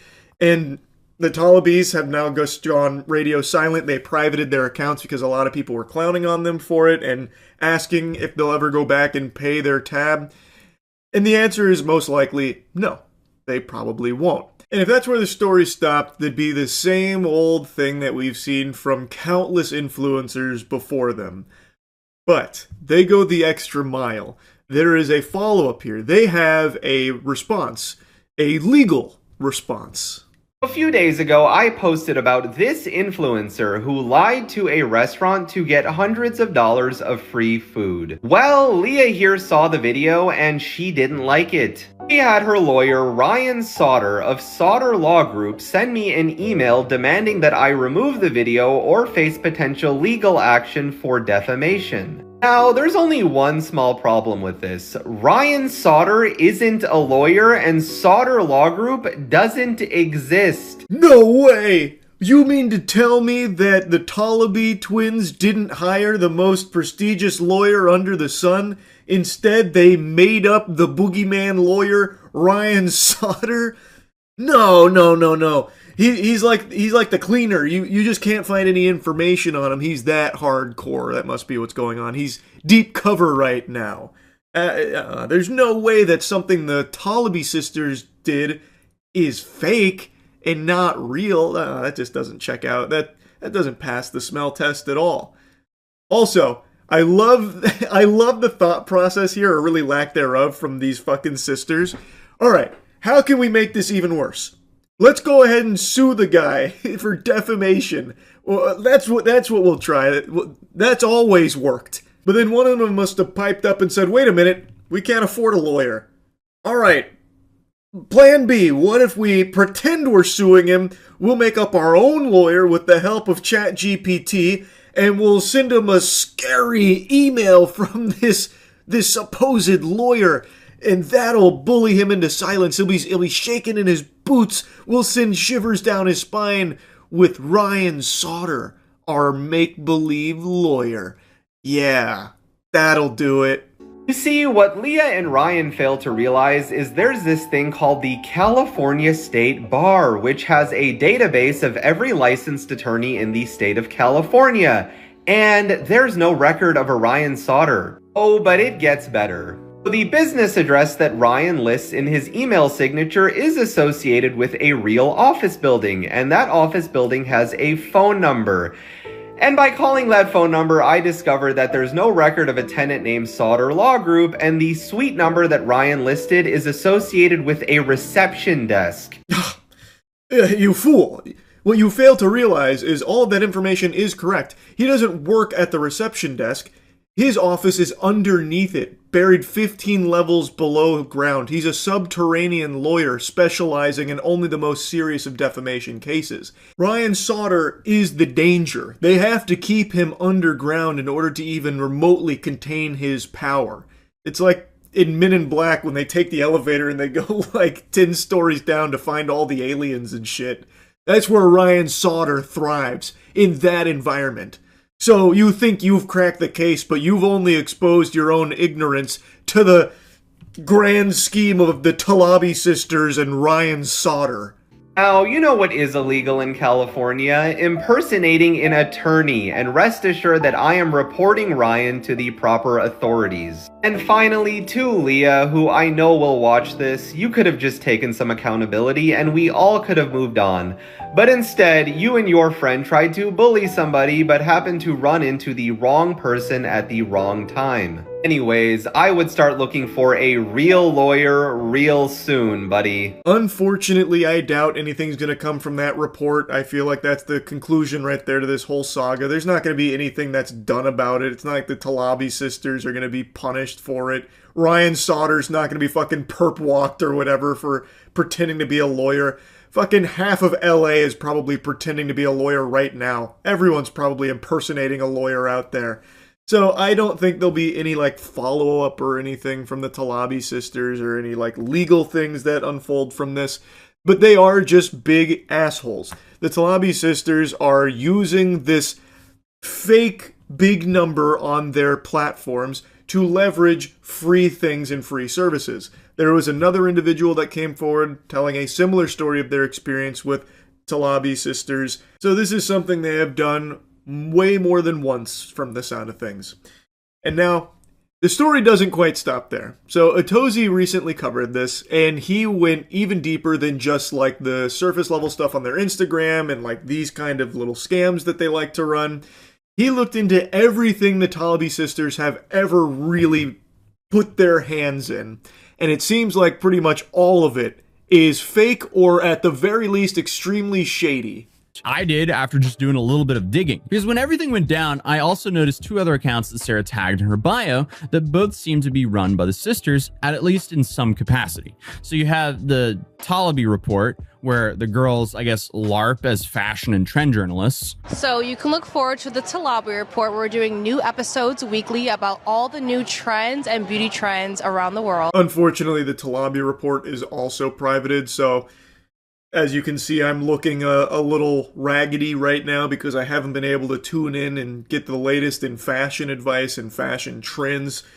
Lord help all of us. Hopefully they won't stay private for long, because what's the world going to do without their insightful, sage wisdom in the world of fashion?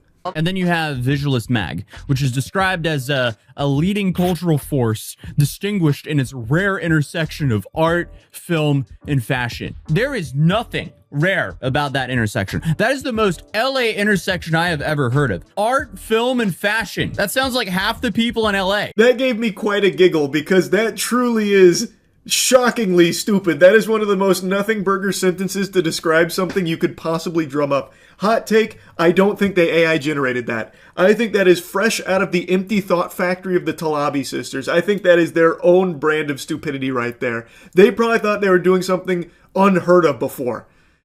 They said it couldn't be done, like cold fusion, but we are going to be the intersection, this rare intersection between art, film, and fashion. Yes, the Holy Trinity. It's starting to feel like everything the Talabi twins are known for seems to be something of their own creation that they're using puff pieces to try to make look legitimate. For instance, they're supposed to be filmmakers at Changemaker Studios, according to a very flattering Forbes article and IMDb. And the reason I say puff pieces is because all of these articles seem to be by the same group of people, so they could be paid for. Who knows though? But the two quote-unquote documentaries they have said that they directed, produced, and starred in, they're nowhere to be found. I couldn't find them online. That's because these aren't movies to be watched, you imbecile. These are movies to be imagined, and the Talabi sisters take us on a thought journey by dumping empty IMDb pages for these fictitious films. It's actually so incredible. They don't even bother like botting the IMDb pages or anything, so there's literally 0 reviews. These movies actually don't exist. They never existed, and it's not like they were only shown in film festivals or in person, like you had to be there to see them or something. They are actually just not real. It's just a lie. But they did it because they wanted to have those credits so that way they looked more legitimate, it seems. So they're directors, they're stars in movies. Not to mention, they have suspiciously generic titles and themes, so trying to find confirmation of their existence becomes nearly impossible. And again, this seems to be kind of a theme. For every Talabi business I could find, there's a legitimate one with a similar, if not identical name and model that floods the search results with confusing links and AI explanations. Have a fashion marketing agency called La Lux V that supposedly merged with PR powerhouse agency Koch PR Group. But the problem is, when you go to this powerhouse website, it looks very amateur. Honestly, go to a media school and give them 5 minutes in Canva and they can make something better than this. But regardless, there's like no information on this website and you have to give them your contact information if you want to find out more. But again, what do you know? There actually is a legit Koch PR company that comes up when you search them up, muddying the waters yet again. When you look up this merger of the Talabi sisters company with Koch, the only 2 articles you can find are from the same place called PR Underground. Now, I'm not familiar with PR Underground. I don't know what the vetting process is. But is there a chance that this is just, once again, not real? There's a high likelihood. It's more likely than you might think. Talabi sisters still make bullshit up the old-fashioned way, it seems. At least, that's the impression I get. Anonymous tip to Dumoy, which is a celebrity gossip page, and they got called out for trying to pretend that they hooked up with Timothy Chalamet and Leonardo DiCaprio at Coachella. Again, I mean, they are just desperate for any attention whatsoever. I just looked at the Leonardo DiCaprio message I got from a Finsta, spotted Leo DiCaprio at Coachella party with model Leah Talabi, her sister. They were kissing and cuddling the whole time. So these sisters were trying to set me up to post that one was making out with Timmy and one was making out with Leo. Actually trying everything to just get their names out there for a crumb of attention. So they submitted their own anonymous tips to this gossip page about how one of the sisters was making out with Timothy Chalamet and the other was with Leonardo DiCaprio.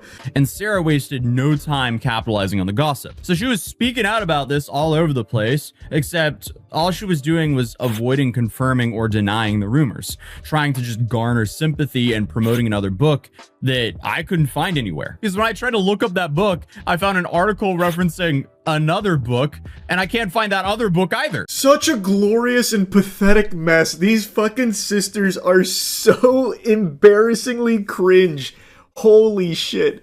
So yeah, they submit their own anonymous tip, and it loosely got picked up by others, not even as like a rumor, just more of like something to make fun of. Like, people were just insulting the Talabi sisters for this obviously fake baloney, because when they were asked for evidence like a pic or something, they just then ghosted, they just vanished.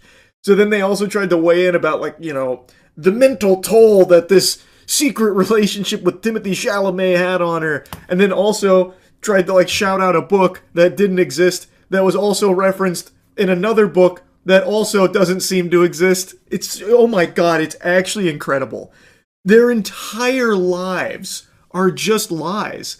Like, everything they do is just a lie, it seems. There's nothing true or real about them. What the fuck? Actually, just a wild little story here and a look at some real freaks. So yeah, I wanted to just yap about this a bit. That's it. So yep. When I first heard of the conspiracy theory that there's a secret Stranger Things episode 9 airing on the 7th of January, I thought it was a joke, like a meme. Haha, everyone was so disappointed with the finale that they've deluded themselves into thinking that there's a new secret one that's actually coming and the one we watched was fake. I thought it was just like taking the piss because so many people were extremely disappointed with how the series ended. And now today, it's all I'm seeing. I am inundated with these unhinged explanations for why there is actually a secret 9th episode that's airing in less than 24 hours. And it's coming from a place of, like, genuine belief, it feels like. This is earnest. It's called Conformity. Fuck! Conformity Gate confirmed by me accidentally! I knew it! Conformity Gate. That's the name of this movement. And they're using pieces of evidence like this. This was on the Stranger Things TikTok, and you'll notice behind our character there, on the clock, it's 107.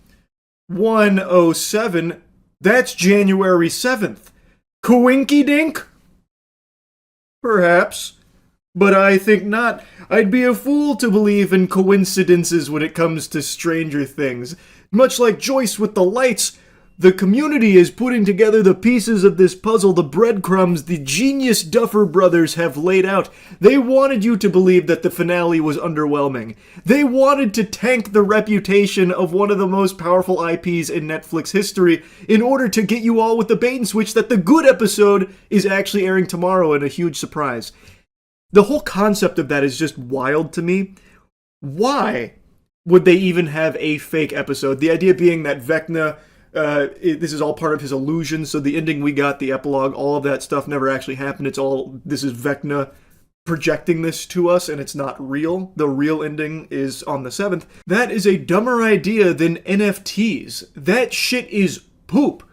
Because at best, with this concept, it means that the 2 hours you spent on the fake finale was 2 hours just wasted. It doesn't do anything to elevate that. If there was a secret finale that's good, all it means is that there is an episode before it, the penultimate episode, is just not good on purpose. So it's a waste of your time. It just doesn't pass the smell test. There would be no reason why they would intentionally give their community that's waited a decade for the ending something less than great on purpose for the sake of getting them with the surprise, here's the actual finale.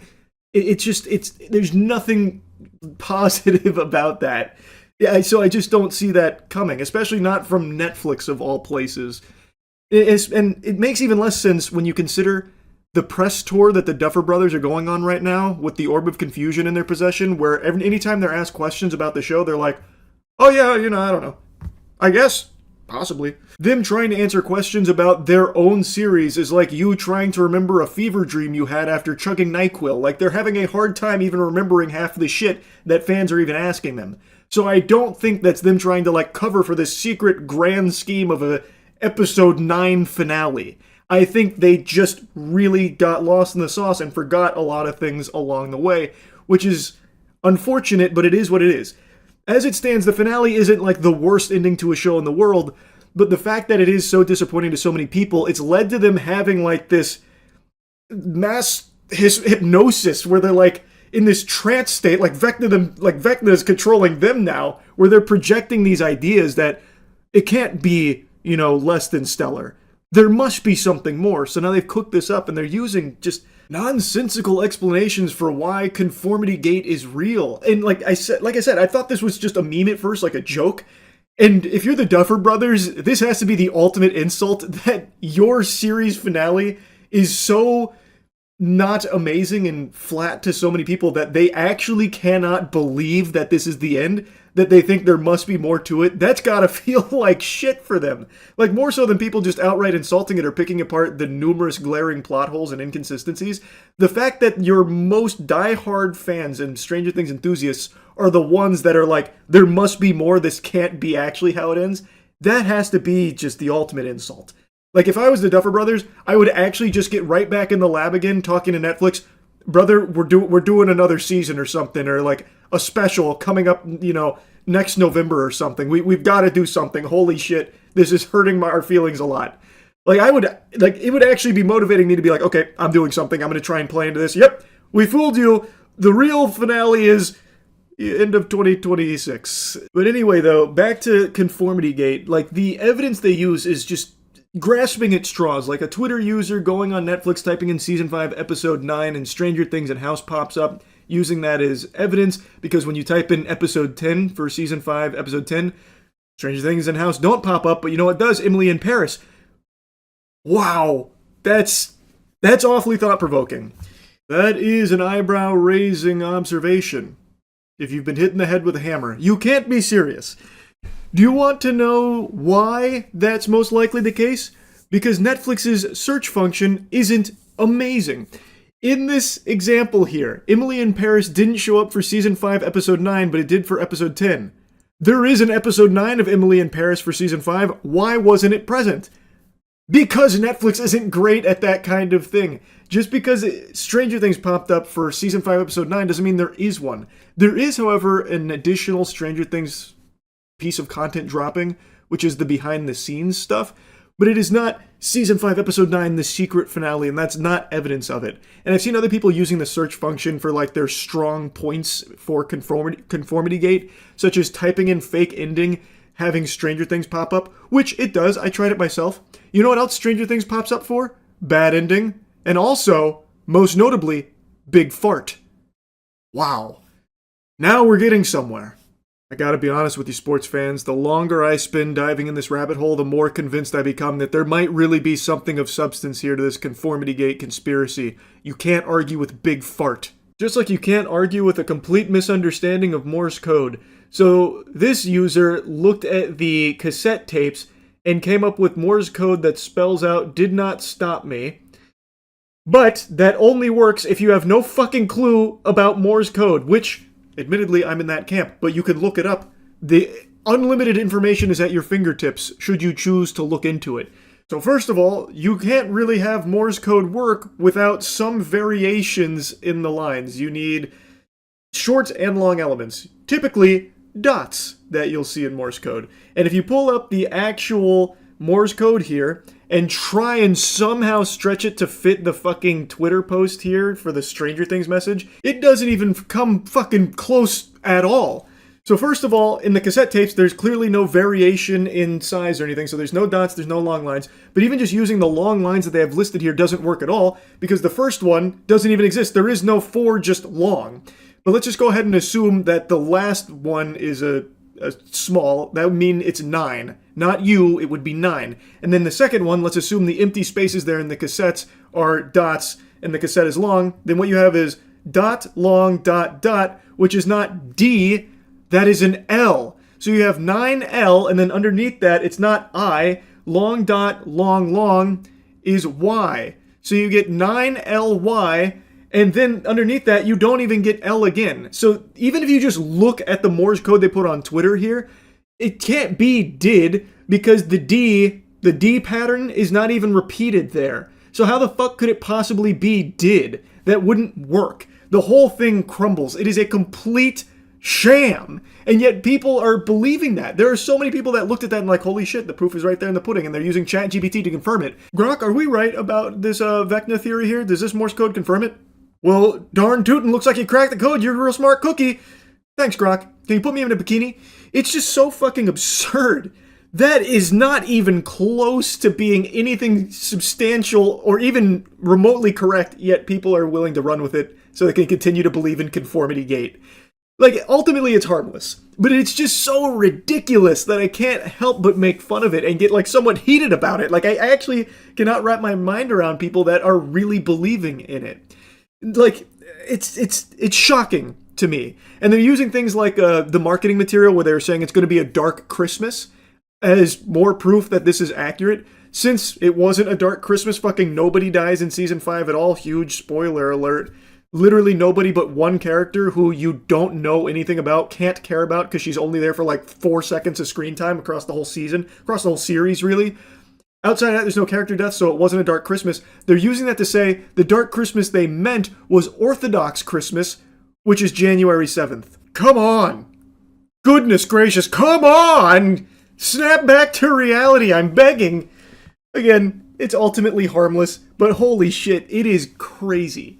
It is actually unbelievable that there are people out there that truly are, like, believing in this. Like to a degree where I saw people trying to book tickets to the secret the secret finale at their movie theater, because another big conformity gate evidence piece is that some people's movie theaters on the 8th aren't doing a ton of showings for other movies. So they believe the reason for that is because the theaters are occupied showing Stranger Things finale. So they're trying to book tickets to those imaginary make-believe showings for the secret 9th episode.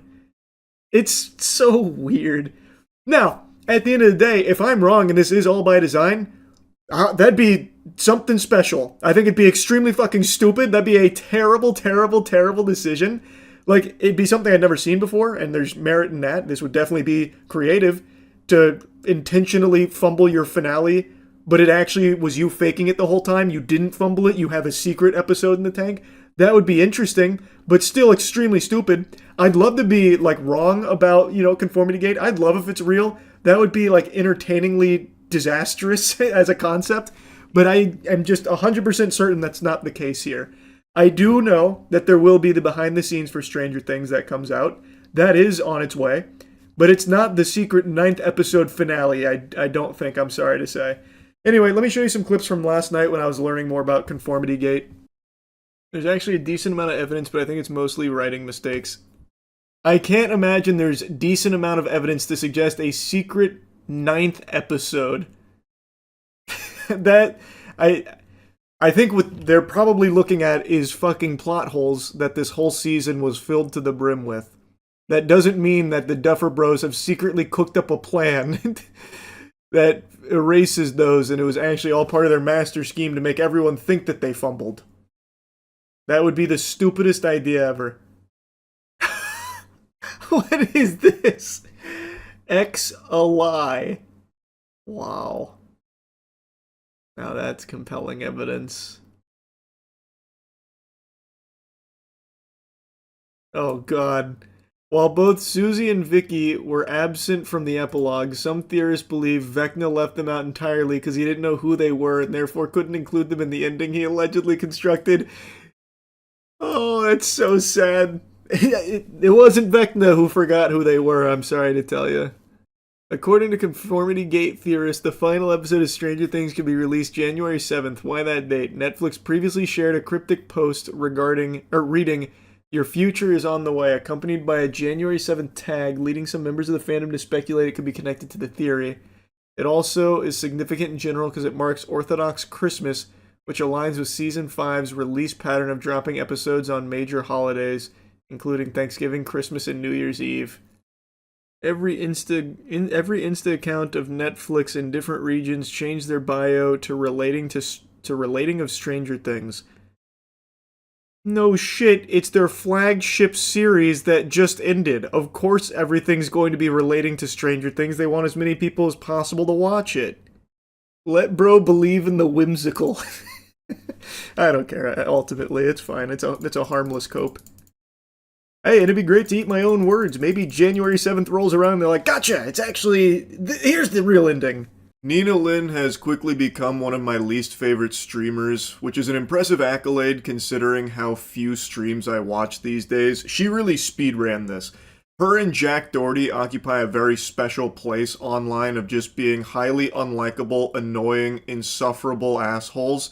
And in Nina Lynn's case, it's exceptionally frustrating considering she has broadcast herself sexually assaulting a man before, and then even treating it as a joke later on, even after like some fucking crocodile tears about how she understands that it was wrong or whatever, or why people might think it was bad. She herself has kind of made light of it since then.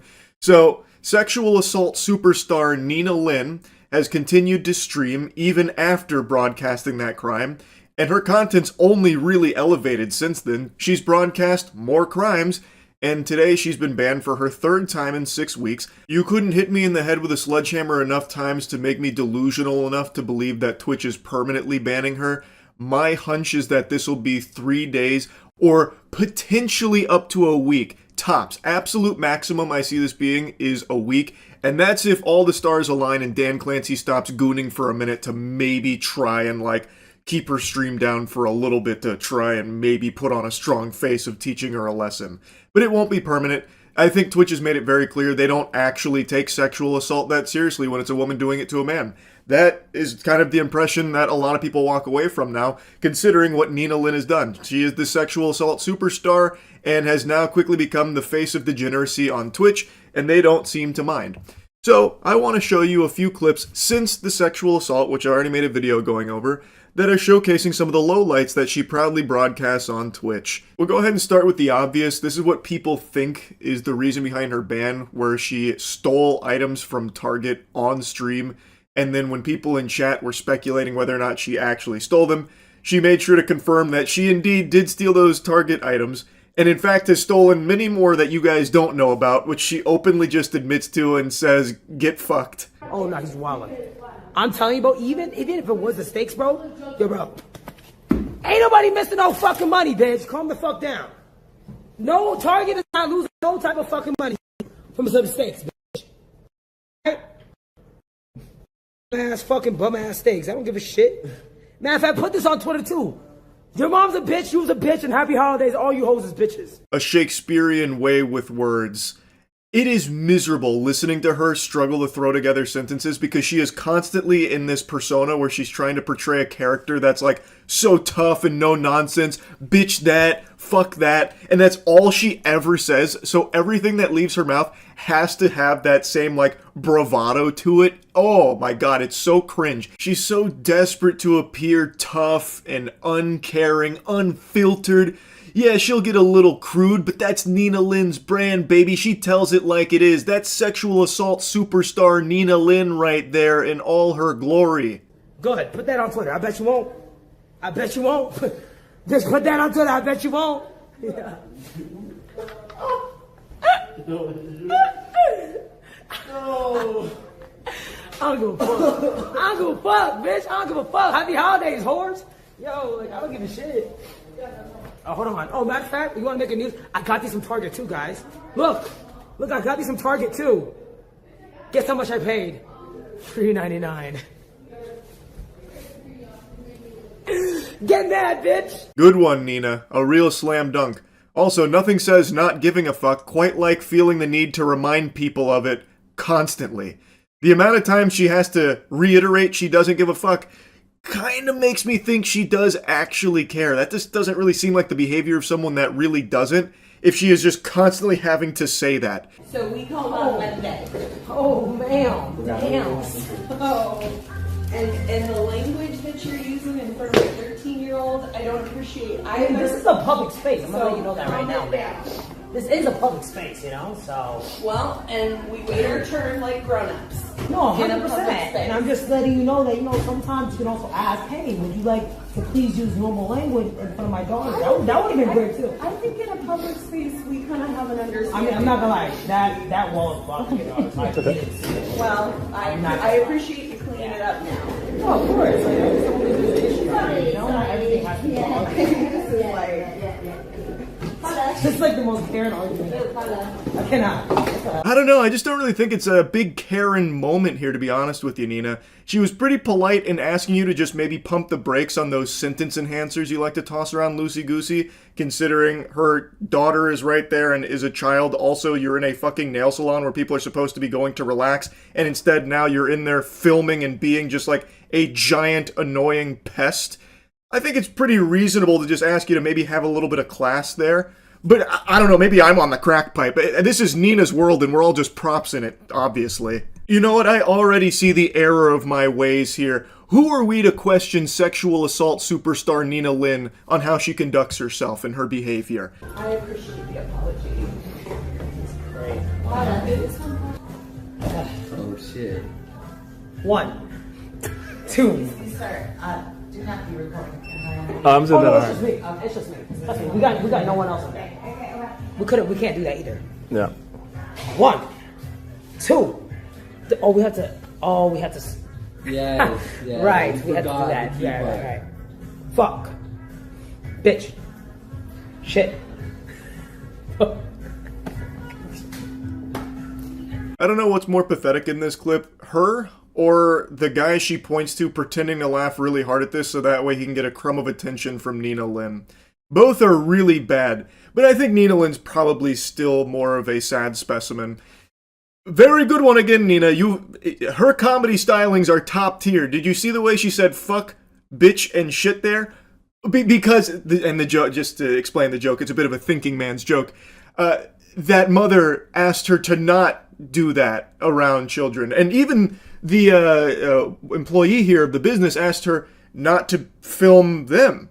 And Nina Lynn pretends they weren't filming them, even though I saw the employees, I saw everyone that wasn't Nina Lynn too. She was filming everybody else as well, despite which she lied to them saying that it's just her. It's not. It wasn't. But don't worry, according to Nina Lynn, this business is actually her playground. It's a public space, according to Nina Lynn. She can do whatever the fuck she wants in here, baby. Work around here, and like y'all are affecting my livelihood. No, Dad, You're what's your issue? affecting.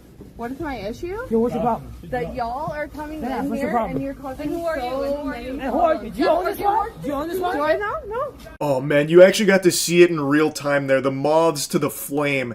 These vermin. These fucking parasites. They smelt conflict and they came over with their fucking lights and selfie sticks because that's content, baby. So Nina Lynn, her heart is beating. She knows she's got a clip on her hands because now she's going to argue with this woman who is expressing her concern over them being disruptive. Apparently, background is she viewed their behavior like this big group of people as like a nuisance and being disruptive. So she confronted them directly about it. But I'm gonna be honest, sports fans, I don't think she knows the pickle she's about to find herself in.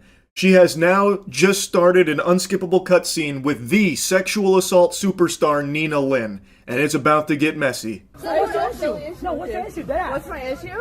Because you pressing people for no reason. You pressing people for no reason. What's your problem? Are you good, bro? Are you dead ass good? Yeah. Hey, on fucking camera. What's that up? I'm surrounded You're by weird as 20 fuck. of you. You're weird as fuck. Victim now. She's not the victim. Look over You act like a victim?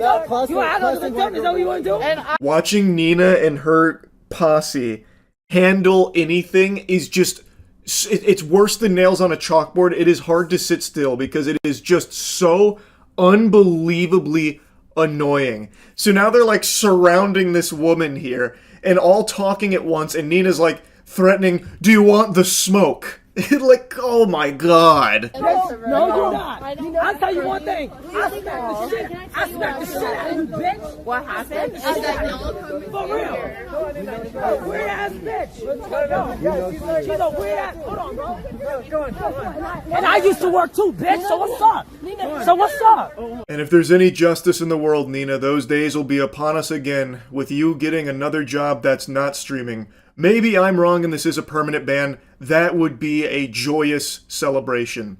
But anyway, you can see in the comfort of her huge group here, she feels very confident to threaten to smack the shit out of this woman, all because she dared say like she didn't appreciate this huge group filming and what they were doing there. And to Nina, those are fighting words. So she even breaks free like a dog off its leash in order to get right back up in her face angry. And then it continues for like another minute or so, with just Nina steaming, angry, upset, because this woman dared say like, hey, you being this loud and obnoxious is affecting me and like the business here, which I think is a pretty reasonable take based on everything I've seen here, especially with the way the group handles it, where they all come over, fucking cameras in face, lights in face, just constantly insulting her and everything, trying to make her like the joke to the stream for Nina's content. It's so fucking unbearably cringe. I really hope she stays banned. I just know that's not going to happen. Would love to be proven wrong though, Twitch. I guess we'll see. I'm sure if she's unbanned, she will continue to go back to committing crimes on streams. She loves to do that, it seems, and Twitch loves to turn the other cheek to it and pretend it's not happening. Anyway, I guess that's kind of all I wanted to talk about with this, so that's really about it. See ya.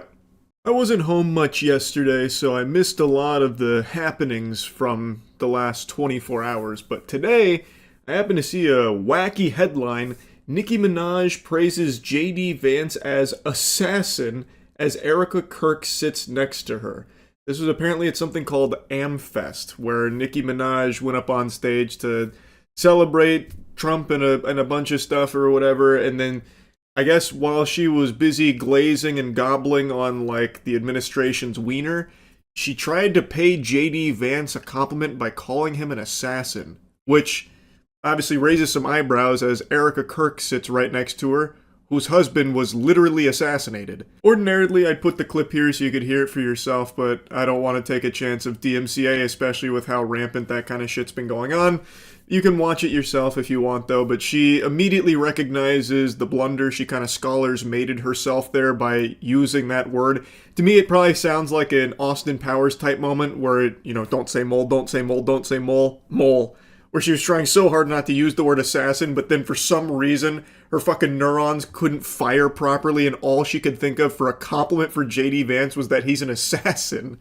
And Erica Kirk tries to, like, you know, dispel the awkwardness and, like, reassure her, like, it's okay and try and make light of it and move on from it. But what a weird compliment to try and pay somebody. Like, who says that? Oh, this guy's, like, so epic. He's so awesome. Like, he's an assassin. That's like something a middle schooler would say on fucking Xbox Live or something. What are you talking about? Who says that shit? Now, that's not the only thing I wanted to yap about here. Obviously, that's just a weird, wacky little thing. But Nicki Minaj's presence at an event like this is so head-scratching to me because she herself is not a U.S. citizen. I don't know how many people know this or how many people just forgot. She herself talks about not being a U.S. citizen and that she is literally an illegal immigrant. In 2018, she even made a whole statement about it with what was happening to immigration back then and how her heart was breaking for it, telling the story of how she came to this country at 5 years old, an illegal immigrant. She was discussing how she can't even imagine being separated from her parents at 5 years old and everything that was happening then. And since, she still has not become an American citizen. In 2024, only a year ago, she once again opened up reiterating, confirming she is still not an American citizen, despite paying so many millions in taxes and all that. So her going on stage yesterday and being like, the president is dashing and handsome, it gives me like the same feeling as someone who's trying so hard to avoid getting in trouble by trying to like butter up the person that can really fuck them.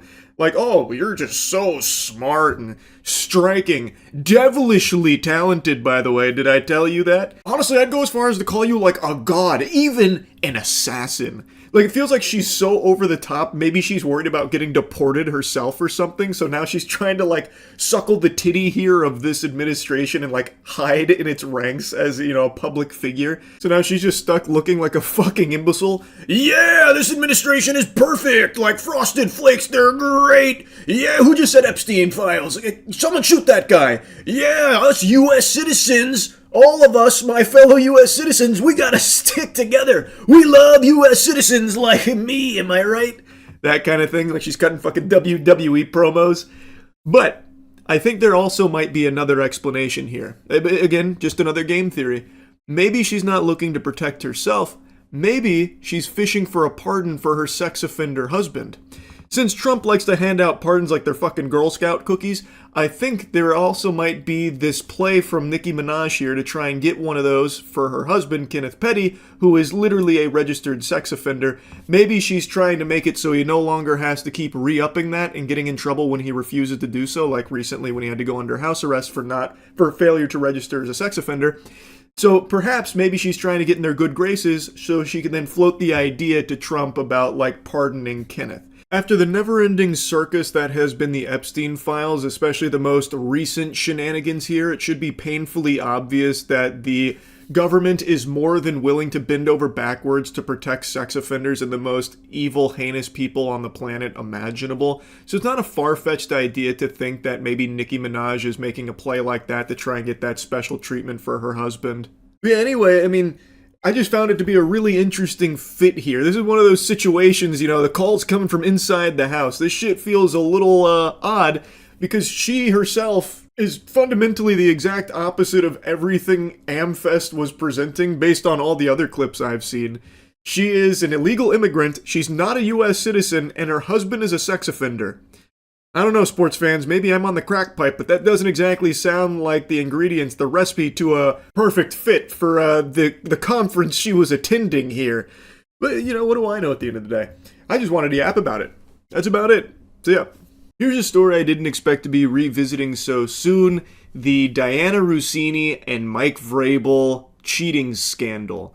So, a couple weeks ago, I made a video going over what was known at the time that Diana Russini, who is a sports reporter, has been for a long time, was photographed in a romantic getaway with Patriots head coach Mike Vrabel. This naughty sin started blowing up immediately because Diana Russini has been in the industry for a very long time, and she is married to a man named Kevin. Mike Vrabel has been a coach for a while. It is a very prominent coach at the moment, and he is married to a woman named Jennifer.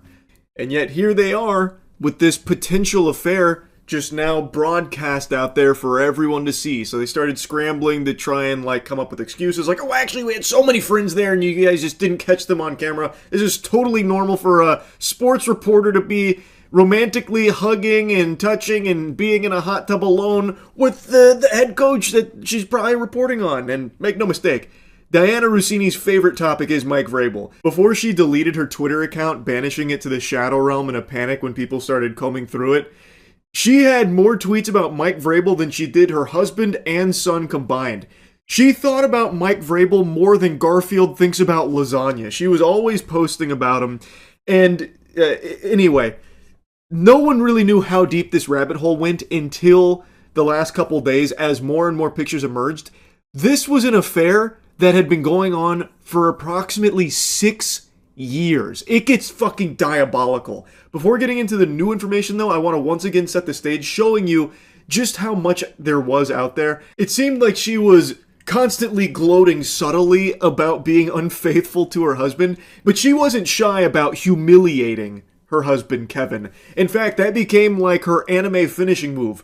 Diana Russini wants to make a joke? Well, it's got to be at the expense of her husband. To address this, it happened earlier in our program today. For those of you who weren't watching, Diana Russini said this. And I think we all do weird things when we're in love, and we overshare and overpost. And look, he's getting married to a beautiful actress.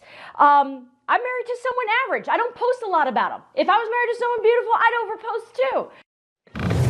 Now, this doesn't seem nice. We have put together photos of Diana's husband here for everyone to see so you can make some amends on national television. We're average together. And you know what the worst part is? He sent me a text during that segment, not watching because he actually works for a living. And he said, good luck today, be great on Get Up. So the guy's got a heart of gold, and here I am on national TV killing him. Look, we're average together, but he makes me above average because he married me. So I am so sorry. I need to really stop killing my husband on television. I'm going to be divorced by Christmas. Good one, Diana. If I had a beautiful husband, I'd post about him too, but instead I got average Joe Schmo over here, this oaf, so of course I keep him hidden in the basement. I don't want anyone to see that. Shameful. That's crazy. And she even goes a step further, letting people know that her husband seems very sweet, even sent her an encouraging text like, you've got it, hun, you're going to do great on the show. Only for her to then turn around and be like, oh, my husband's fucking ugly. UGLY, you ain't got no alibi. Am I fucking right, guys? My husband. Let's point and laugh at this guy, shoot spitballs at him.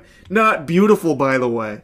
Craziness. And this isn't the only example of her doing that. This is just the most egregious and most cruel. I think that is just brutal and heartbreaking to hear. But she has plenty of others where she'd make jokes like, there are so many things I did in Miami I can't tell my husband. He would not understand. And just a bunch of jabs at her husband. And Mike Vrabel also did the same to Jen. There is a resurfaced clip of Diana Russini interviewing Vrabel and bringing up his wife, which is also some sick, twisted shit because these two are in an affair for an extended period of time. And Mike Vrabel also just insults his wife too. So it seemed like it was part of their bonding ritual, Diana and Mike, to insult their spouses publicly. Your wife, Jen, is a superb athlete. I would say used to be. Maybe used to be, but she still got it in her, I'm sure, the way you do. Which sport do you think Jen could beat you at now? Ping pong. Ping pong? Have you ever done it with her? I get too aggressive. Yeah, I can't. After it's two volleys, I just try to. Real classy stuff there, Mike. What an excellent answer. Your wife is a superb athlete. Oh, well, I wouldn't go that far. I don't know about that. Actually, used to be is more appropriate. That's the correct term. She is no longer. But Diana, Speaking of superb athletes, huh? How about you? Gold medalist in the dickus. The cockput. Am I right, Diana? We're fucking. That's what I'm saying. Yeah. You want me to compliment you, don't you, Diana? Here, let me belittle my wife. Let me put her down in front of you, Diana, so you know that I care more about you than my wife, huh? Good stuff, Mike. Really incredible stuff. Point is, Diana Rossini and Mike Vrabel weren't exactly overly shy about farting on their spouses here in the public eye, making them kind of a joke and insulting them. Now, the aftermath of those initial photos and initial information that came out was Diana Rossini's resignation. She resigned from her position at The Athletic. Mike Vrabel also just recently made a statement, but there's been even more new information. It has truly been Pandora's box that's been opened on this topic. There are so many photos of them together dating all the way back to 2020. That is these photos right here. These were taken in March 2020, and they show Diana Rossini and Mike Vrabel getting intimate publicly.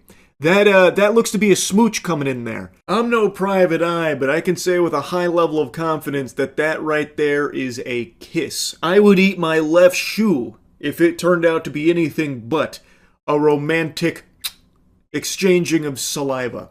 So I think it's pretty clear these two had been seeing each other for an extended period of time behind the backs of their significant others. These photos were taken approximately like 6 months before Diana got married to Kevin. And what becomes even more evil is Diana Rossini's son was born in August of 2021. And guess what the son was named? Michael. That's fucking crazy because her son now shares the same name as the man that she's cheating on her husband with. Again, I'm not a detective, but I can follow a stinky smell, and I think these breadcrumbs have got quite the odor. I don't think that's any kind of innocent coincidence, especially when you take a look at further evidence from her tweets like this. Keep looking at my almost 4-day-old son Michael whilst trying to figure out who are the best Michaels to ever play and coach in the NFL. Mike Vrabel was formerly a player in the NFL and is a head coach in the NFL, formerly with the Titans, now with the Patriots. I mean, that tweet is 4 days after her son was born, and she's instantly talking about a potential best coach named Michael. That's kind of weird. And she had been routinely cheating on her husband with a coach named Michael Vrabel. I mean, it doesn't take a genius here to piece this puzzle together. That's fucking disgusting, man. I feel so bad for her husband. Now anyway, like I mentioned, Mike Vrabel also made a statement loosely addressing everything that was going on here. He didn't get into the weeds of it, but he did give a statement which does contradict what was coming from Diana Rossini's camp that was kind of outright denying all of it. Mike Vrabel's is a little more pointed about what's going on. You know, I've had some difficult conversations with people that I care about, with my family, the organization, the coaches, the players. Those have been positive and productive. We believe in order to be successful on and off the field, you have to make good decisions. That includes me, that starts with me. We never want our actions to negatively affect the team. We never want to be the cause of a distraction. And those are comments and questions that I've answered for the team and with the team. We'll keep those private. So he seems to be much more about saying that he's made some decisions that go against what he believes is, acceptable. It's not up to his standards, but he doesn't actually start talking about cheating on his wife with Diana Rossini, but you can tell that that's what that's in regards to this whole story here. He's not denying it or anything fully, or anything like what Diana Rossini and her team tried to do with like all these excuses that obviously didn't make any sense. So his is a little more directly talking about it and not just shooting it down. And he's talking about how like he's talked with the team and stuff, that kind of thing. He's keeping other things private and he's talking with his family. But yeah, anyway, pretty crazy how much has come out now about these two. I am blown away by the amount of photos that exist of these two together over the years. I don't know how they were able to keep the cheating a secret for this long. It's fucking gross stuff, man. Especially Diana Rossini naming her son Michael, seemingly after Mike Vrabel, the man she is cheating on her husband with for 6 fucking years. That actually had me audibly go, oh, when I saw that. Crazy stuff, man. It really is. Anyway, I just had to give you the follow-up. That's about it. See ya.